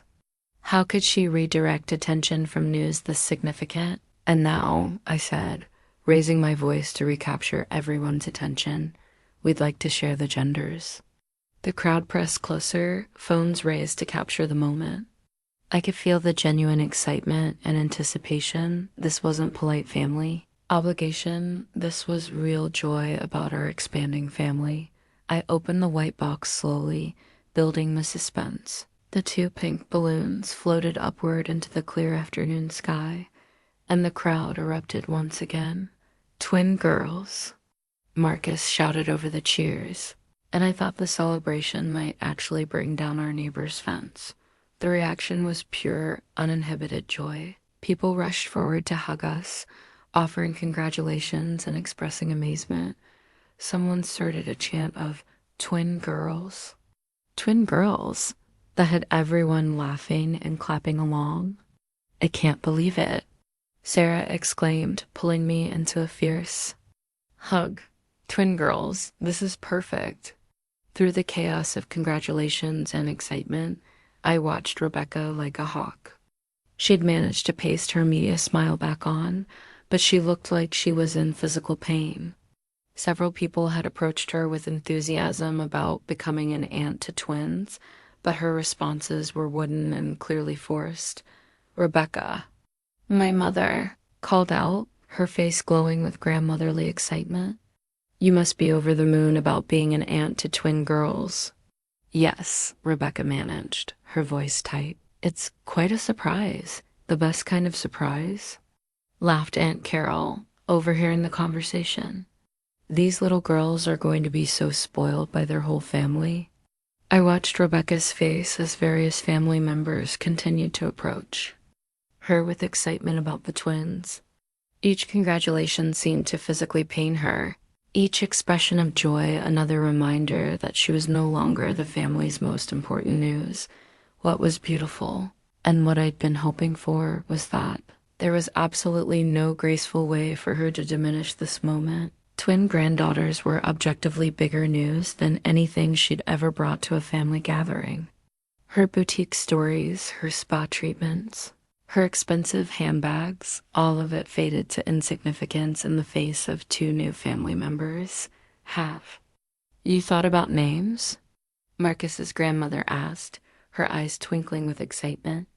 We have some ideas, I replied, but we're still deciding. Oh, the nursery planning, Linda exclaimed. 2 cribs, 2 of everything. Robert, we're going to need to start shopping immediately. As the afternoon continued, I watched Rebecca gradually retreat to the periphery of the celebration. Her usual tactics for commanding attention, dramatic storytelling, strategic positioning, manufactured crises were useless against the genuine excitement surrounding our news. People wanted to talk about baby names and nursery themes and how we'd manage twins. They wanted to share stories about twins and their own families and offer advice about double strollers and feeding schedules. There was no conversational opening for Rebecca to redirect focus to herself without looking obviously selfish and inappropriate. By 4 o'clock, she'd essentially withdrawn from the party altogether, standing near the edge of the yard with her phone, probably crafting social media posts to try to reclaim some digital attention since she couldn't compete for the physical spotlight. She looks miserable, Sarah observed, joining me near the gift table where we were organizing the beautiful presents our family and friends had brought. She brought this on herself, I replied, watching Rebecca scroll through her phone with obvious frustration. She had the chance to be genuinely happy for us, to celebrate our news with grace and joy.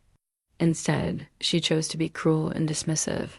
This is just the natural consequence of that choice. What felt most satisfying wasn't that Rebecca was suffering, it was that our daughters would be born into a family that knew how to celebrate properly.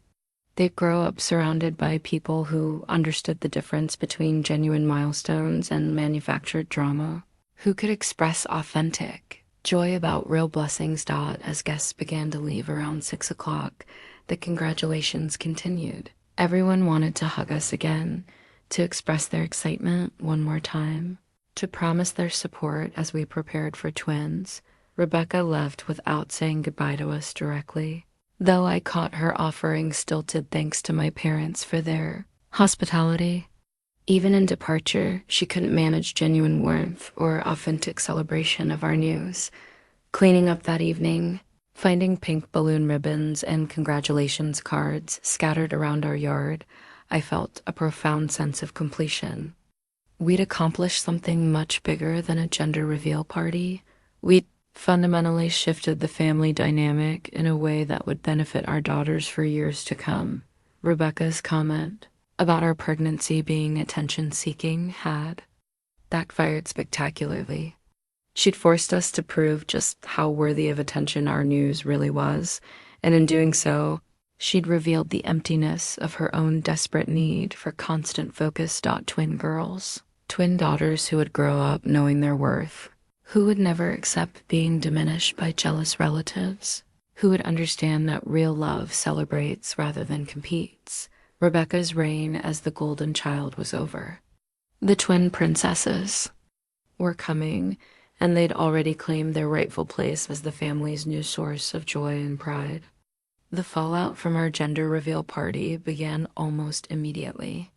By Sunday morning, I'd received dozens of text messages and social media comments from family and friends who were still buzzing with excitement about the twins, but it was the call from Linda that really showed me how dramatically things had shifted.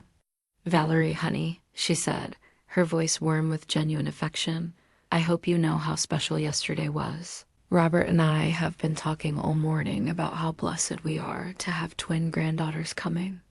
"Thank you, Linda. It means so much to have your support."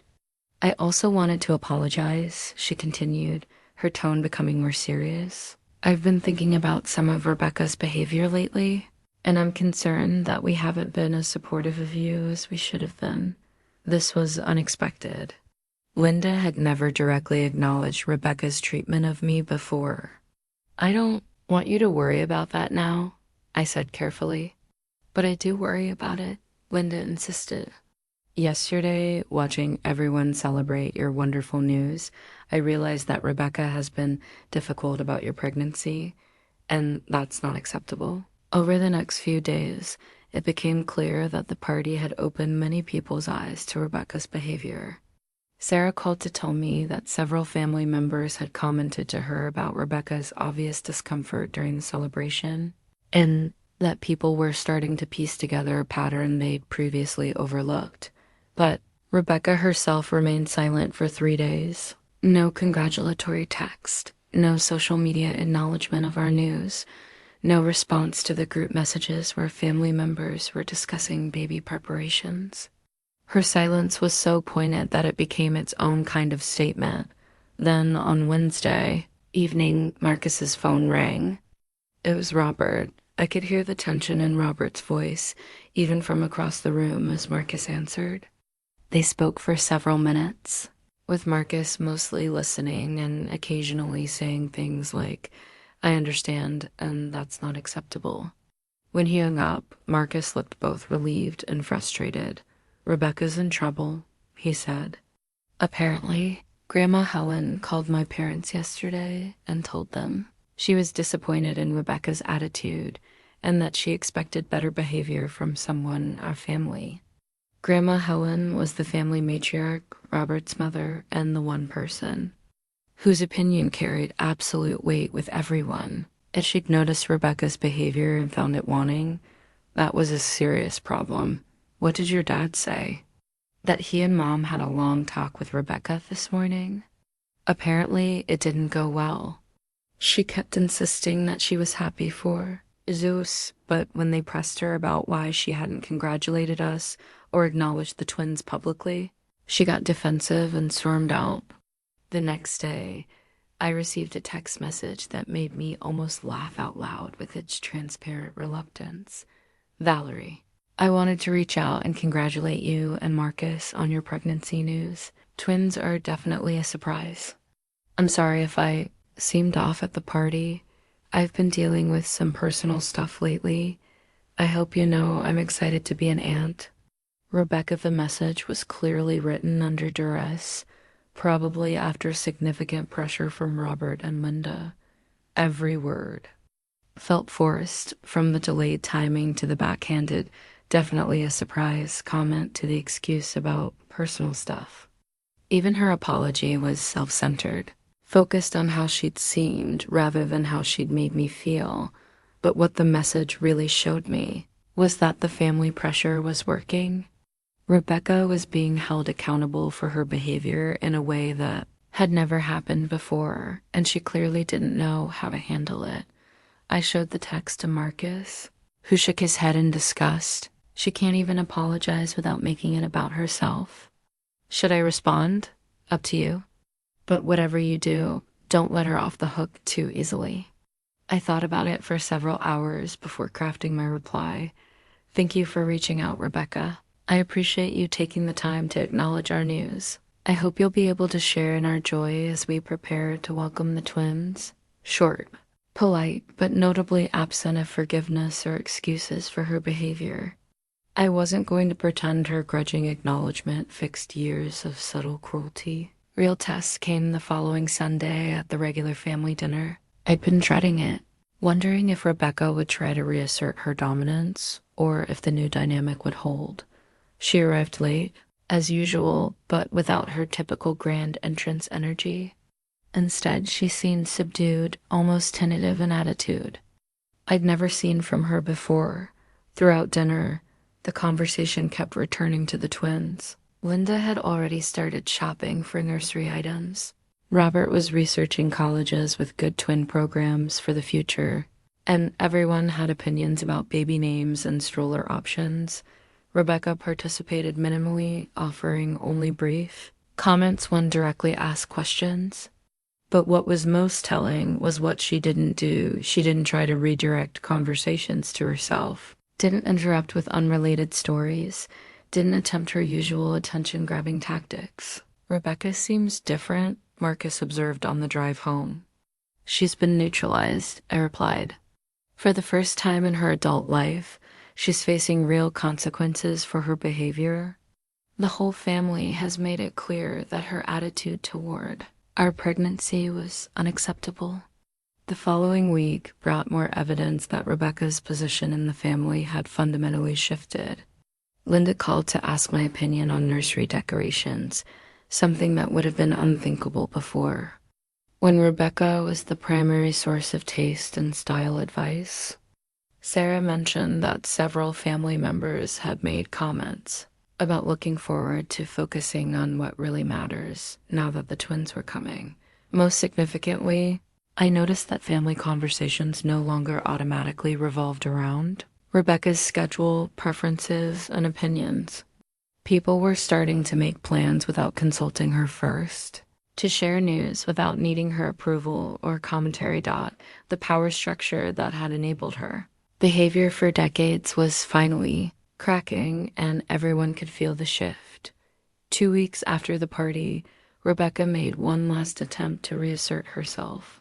She announced at Sunday dinner that she'd decided to take that European trip after all, and that she'd be gone for 6 weeks starting in July.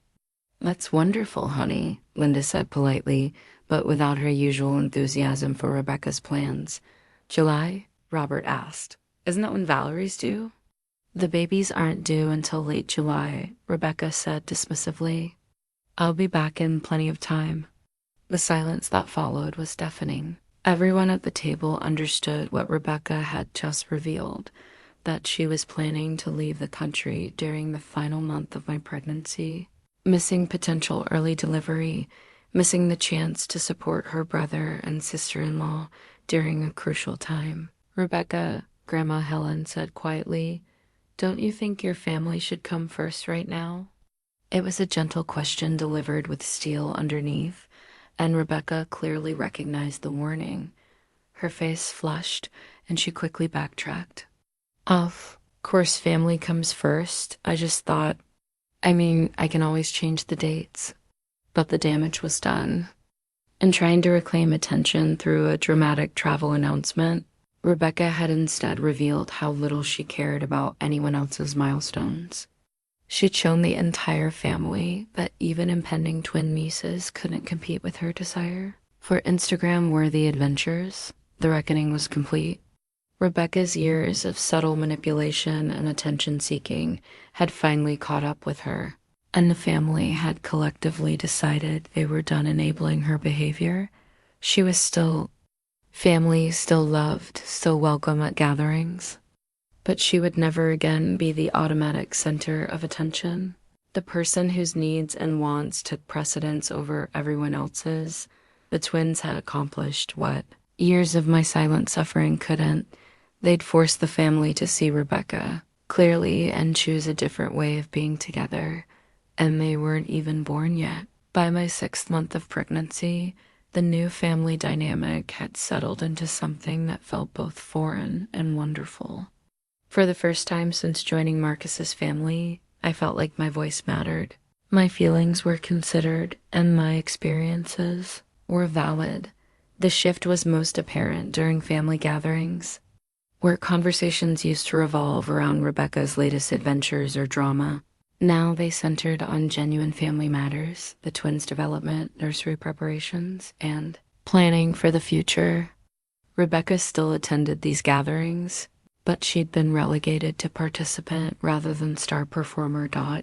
It was during this time that I learned to set boundaries I'd never felt empowered to establish before. The first test came when Rebecca suggested throwing me a baby shower.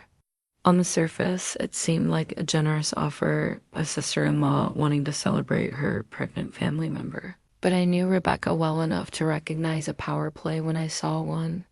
"I've been thinking," she said during a family dinner in May, "that I should throw Valerie a baby shower. I have such great connections with vendors, and I know all the best venues in town." The old me would have accepted graciously, grateful for any gesture of inclusion, even if it came with strings attached. But the new me, the mother-to-be who finally found her voice, saw this for what it really was: Rebecca's attempt to regain control of the narrative around my pregnancy. "That's sweet of you to offer," I said calmly, "but my mom and Sarah are already planning something together." It wasn't entirely true. My mother and Sarah had discussed helping with a shower, but nothing was firmly planned yet. But I knew that if Rebecca took charge of my baby shower, it would somehow become more about her, organizational skills and social connections than about celebrating our twins. Rebecca's face tightened almost imperceptibly. "Oh, well, maybe I could help them. I really do have the best contacts. I think they have it handled," I replied firmly, "but thank you." The second boundary came when Rebecca tried to insert herself into our nursery planning. She'd shown up at our house one Saturday morning with a folder full of design ideas and paint samples, announcing that she wanted to help us create the perfect space for the girls.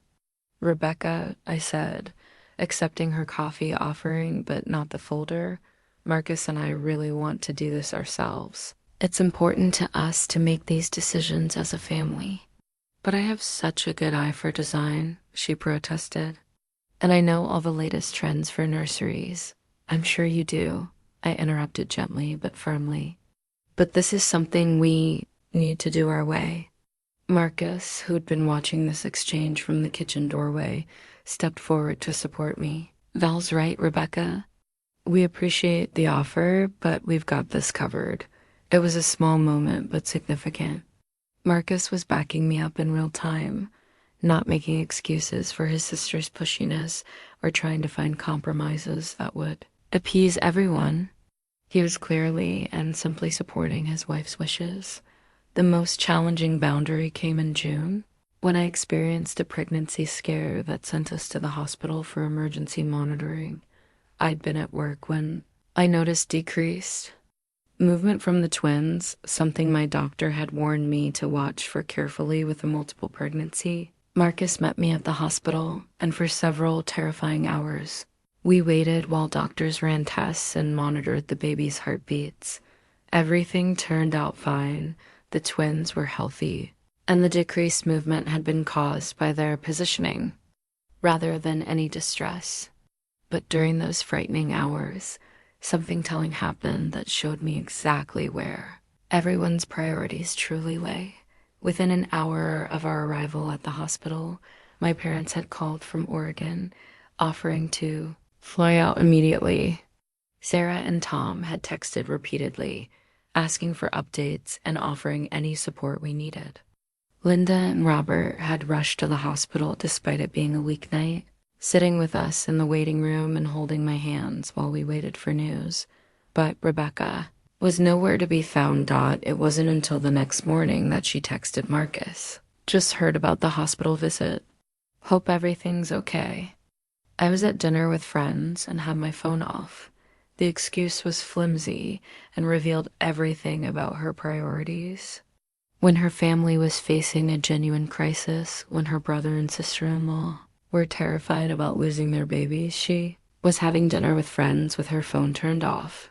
I'm not surprised, Sarah said when I told her about Rebecca's delayed response. But I bet she'd find a way to make this about herself somehow. Sarah was right. When Rebecca finally showed up at the next family dinner, she immediately launched into a dramatic story about how traumatic it had been for her to find out about our hospital visit after the fact. I was so upset, she said, placing her hand over her heart for emphasis. I felt terrible that I wasn't there to support you.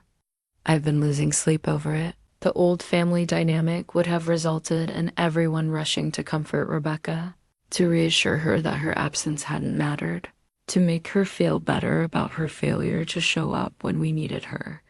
Instead, there was an uncomfortable silence. Where were you exactly? Grandma Helen asked quietly. Rebecca flushed. I was having dinner with friends. I had my phone in my purse. Your phone was off, Marcus corrected, his voice cool. While my wife was being monitored for potential pregnancy complications, you were unreachable because you turned off your phone for a dinner date. The silence that followed was deafening. Everyone at the table understood what had just been revealed, that Rebecca's social life took precedence over family emergencies, that her need for uninterrupted entertainment mattered more than being available for people who might need her. I didn't know it was an emergency, Rebecca said weakly. That's exactly the point, I said, finding my voice and using it clearly. Emergencies happen when you don't expect them. Family means being reachable when people might need you. It was the first time I'd ever directly called Rebecca out in front of the entire family, and the power of that moment was profound. I wasn't being cruel or vindictive. I was simply stating a truth that everyone knew but had been too polite to acknowledge. Rebecca had no response. There was no way to defend prioritizing a dinner date over family availability, no way to make her absence seem reasonable or acceptable.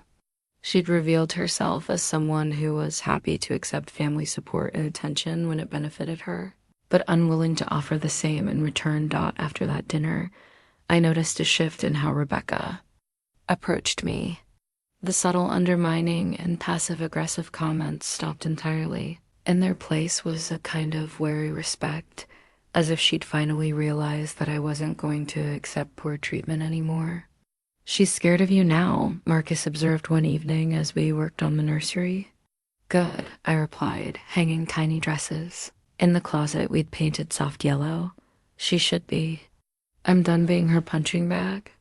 The boundaries I'd established weren't about punishment or revenge. They were about creating a healthy environment for our daughters to grow up in. I wanted them to see their mother being treated with respect, to learn that they didn't have to accept poor behavior from anyone, even family members. By the time I entered my third trimester, the new dynamic felt natural and sustainable. Rebecca had found her place as a regular family member rather than the reigning princess, and everyone had adjusted to relating to each other more authentically. The twins were still weeks away from being born, but they'd already accomplished something profound. They'd forced our family to grow up, to prioritize what really mattered, and to create space for everyone to be valued and heard. I looked down at my growing belly, feeling the two strong little lives moving inside me, and smiled. My daughters were going to be born into a family that knew how to love properly, how to support each other genuinely, and how to celebrate what truly deserved celebration. Rebecca's comment about my pregnancy being attention-seeking had backfired more completely than she could have ever imagined. In trying to diminish our joy, she'd forced us to prove just how worthy of attention and celebration our family truly was, and in doing so, she'd lost her throne forever. On July 23rd, at exactly 37 weeks and 2 days, my water broke during what was supposed to be a routine doctor's appointment. Within hours, Marcus and I found ourselves in the delivery room, about to meet our twin daughters 3 weeks earlier than expected. The labor was intense but manageable, and by 8:47 p.m., Emma Rose made her entrance into the world, followed 12 minutes later by her sister, Sophie Grace. Both girls were healthy, beautiful, an absolutely perfect 6 pounds 2 ounces and 5 pounds 14 ounces respectively, with tiny, perfect fingers and the loudest cries I'd ever heard.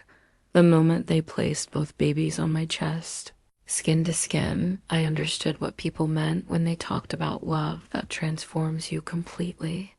Everything I'd been through, the fertility struggles, the family drama, the years of finding my voice, all of it had led to this perfect moment with my daughters in my arms. Marcus was crying as he held first Emma, then Sophie, his face radiating pure joy and wonder. "They're perfect, Val. They're absolutely perfect." The nurse took the ritual photos, first moments, first family portrait, the tiny hospital bracelets that would become treasured keepsakes. In the photos, Marcus and I look exhausted but radiant, completely absorbed in our new reality as parents of twins. Within hours, our hospital room was filled with visitors. My parents had flown in the week before and were among the first to meet. Their granddaughters, both of them crying happy tears as they held Emma and Sophie. Sarah and Tom arrived with congratulations cards and offers to help with anything we needed.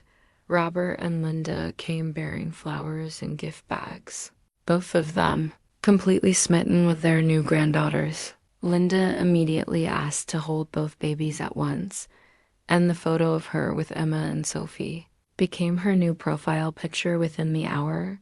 But it was Rebecca's visit that really showed me how much had changed. She arrived the next morning, carrying a beautifully wrapped gift and wearing an expression I'd never seen on her face before, genuine nervousness mixed with what looked almost like humility. "Congratulations," she said quietly, approaching my bed where I was nursing Sophie, while Marcus held Emma. "They're beautiful." For the first time in our entire relationship, Rebecca seemed genuinely at a loss for words. She wasn't performing for an audience or trying to redirect attention to herself. She was simply present in the moment, witnessing the miracle of new life. "Would you like to hold one of them?" I offered, surprising myself with the gesture. Rebecca's face lit up with cautious hope. "Could I?" Marcus handed her Emma, showing her how to support the baby's head and neck. As Rebecca settled into the chair beside my bed, cradling her niece with obvious care, something shifted between us. "She's so tiny," Rebecca whispered, her voice full of awe. "And perfect." Watching Rebecca hold my daughter, seeing her genuine tenderness and wonder, I realized that the person I'd been fighting against for years was capable of better. She'd been trapped in patterns of behavior that served no one, least of all herself. But holding Emma seemed to crack something open in her, revealing the aunt she could be if she chose. "I'm sorry, Valerie," she said suddenly, not looking up from Emma's face. "For everything. For the way I treated you, especially about the pregnancy. You deserve so much better from me." It was the first genuine apology I'd ever received from Rebecca, delivered without excuses or deflection, while she held my daughter in her arms. "Thank you," I said simply. "That means a lot." "I want to be better," she continued. "For them, for you, for Marcus. I want to be the kind of aunt they can be proud of." Looking at her holding Emma, seeing the transformation that new life could inspire, I felt something I'd never expected: hope for a real relationship with my sister Dash and Dash Law Dot over the next few days. As we adjusted to life with newborn twins, the family rallied around us in ways that felt both supportive and respectful. Linda helped with meals but didn't try to take over. Robert offered practical assistance without being pushy. Sarah coordinated a meal train that ensured we had home-cooked food for weeks. And Rebecca?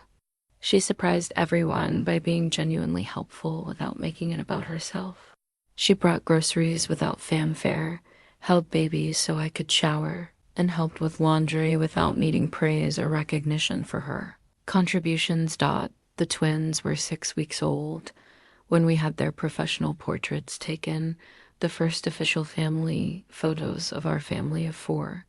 Looking at those images now, I can see the happiness radiating from every frame. Marcus and I looked tired but blissful, completely in love with our daughters and each other.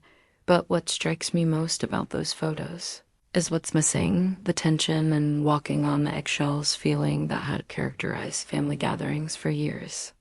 We all look relaxed, genuine, happy to be together without anyone performing for attention or trying to manage someone else's ego.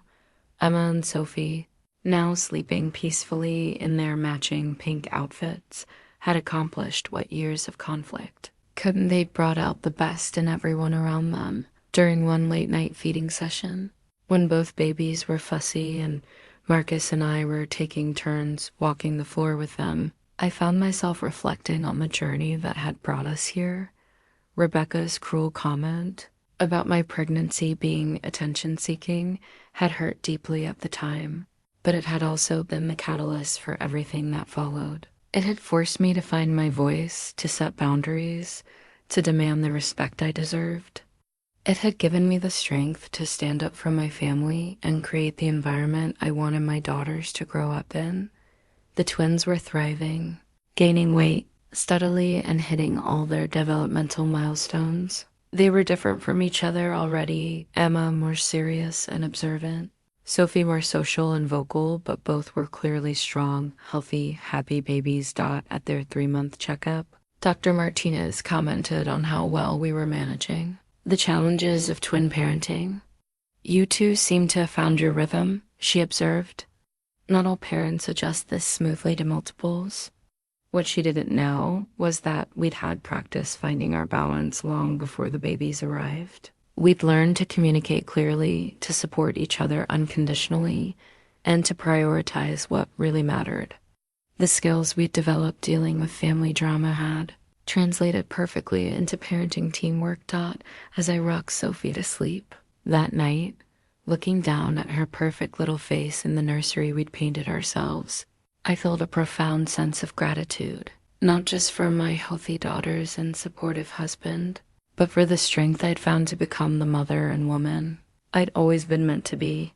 Rebecca had called my pregnancy attention-seeking, never realizing that she was about to witness what deserving attention actually looked like. She tried to diminish our joy, only to discover that some things, like the love for children, like genuine family bonds, like the miracle of new life, couldn't be diminished by anyone's jealousy or manipulation. The twins were here, healthy and perfect, and they were growing up in a family that had learned to love better because of them. Everything had changed for the better, and it was only the beginning. 6 months after Emma and Sophie were born, I found myself standing in our kitchen, watching through the window as Marcus pushed both girls in their double stroller around our backyard. They were babbling happily at each other in that twin language that no one else could understand, their chubby hands reaching for the autumn leaves that drifted down from our oak tree. The scene was so perfectly ordinary, and yet so miraculous that I had to pause and absorb it fully. This was the life I'd fought for, the family I'd struggled to protect and nurture. These were the daughters who changed everything simply by existing. The transformation in our family dynamics had been profound and lasting.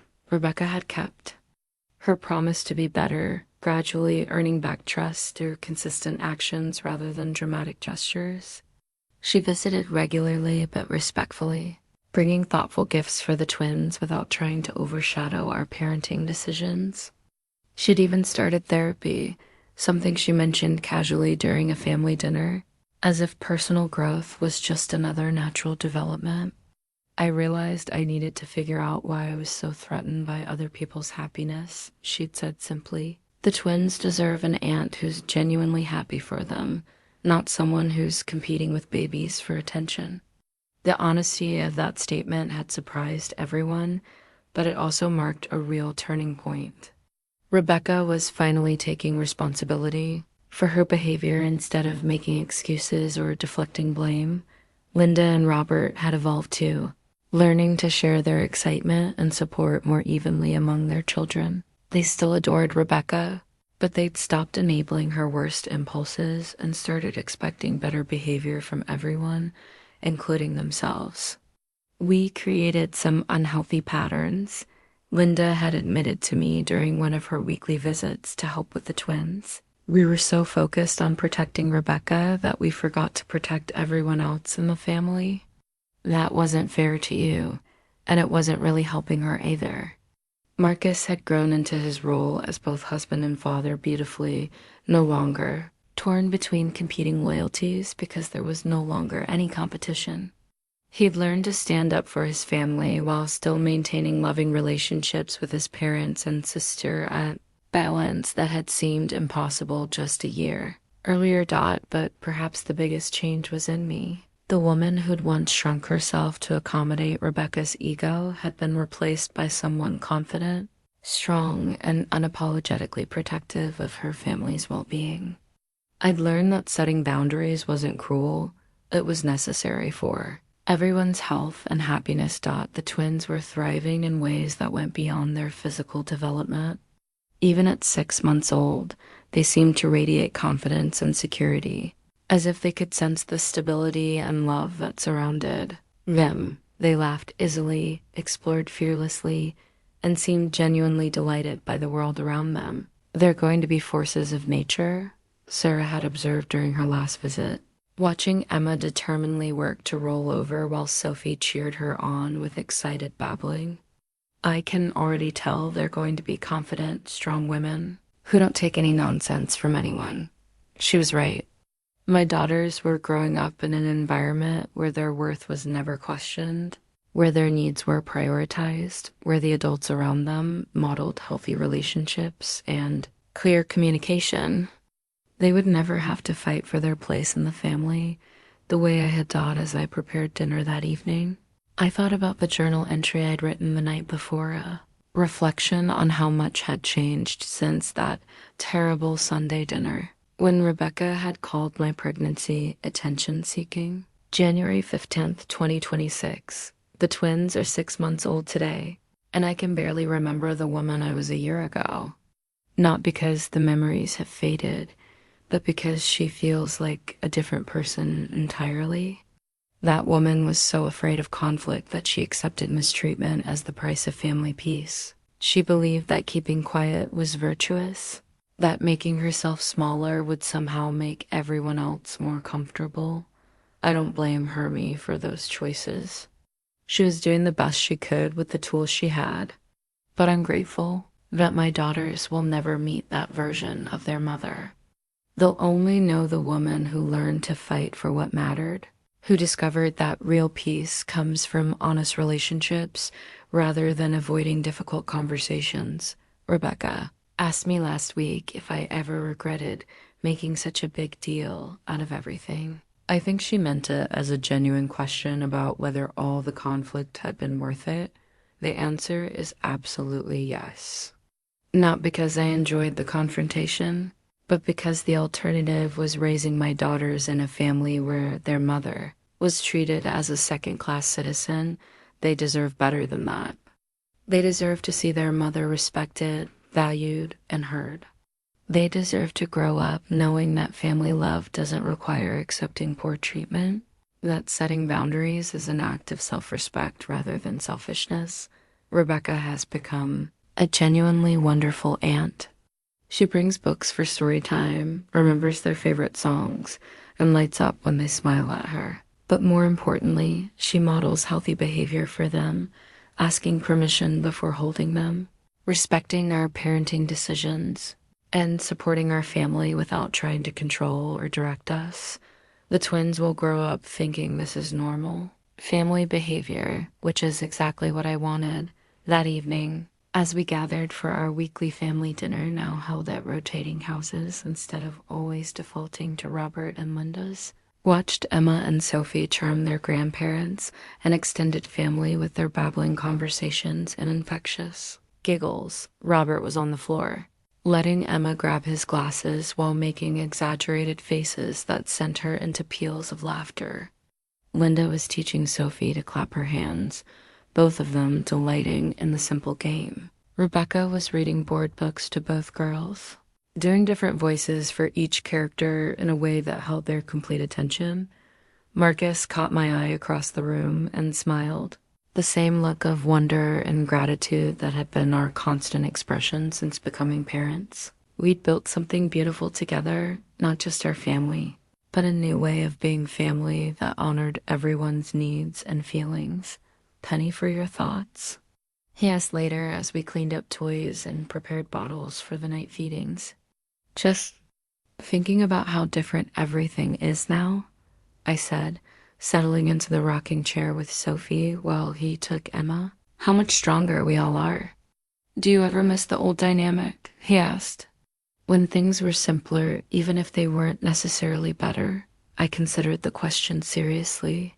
There had been a certain ease to the old way of doing things, a predictability to always deferring to Rebecca's needs and moods. But simple wasn't the same as healthy, and easy wasn't the same as right. No, I said finally. I miss the illusion of peace sometimes, but I don't miss the actual reality. The twins deserve authenticity, not performance. They deserve a family that knows how to love genuinely rather than conditionally. As I looked down at Sophie's perfect little face, her eyes already growing heavy with sleep, I felt a deep satisfaction that had nothing to do with winning or proving points. This wasn't about defeating Rebecca or punishing anyone for past behavior. This was about creating the kind of family environment where everyone could thrive.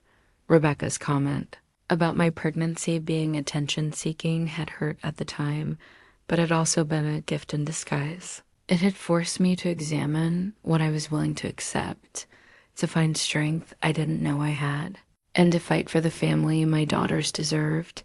The twins were living proof that some things genuinely did deserve attention: their health, their happiness, their future, their place in a family that celebrated them properly. Rebecca had accused me of seeking attention, never realizing that she was about to witness what earning attention actually looked like. Now, watching Emma and Sophie grow stronger and more confident every day, I knew that every difficult conversation, every boundary set, every stand taken had been worth it. My daughters would grow up knowing their worth, demanding respect, and understanding that real love looked like what they saw every day in our home. They would never have to fight for their place in the world the way I had. They would never doubt that they deserved to be celebrated, supported, and cherished. That was worth everything I'd gone through to achieve it. As I tucked Sophie into her crib and kissed her goodnight, I whispered the same promise I'd made to both girls every night since they were born. You are loved, you are valued, and you will never have to make yourself smaller for anyone. It was a promise I intended to keep for the rest of their lives and mine.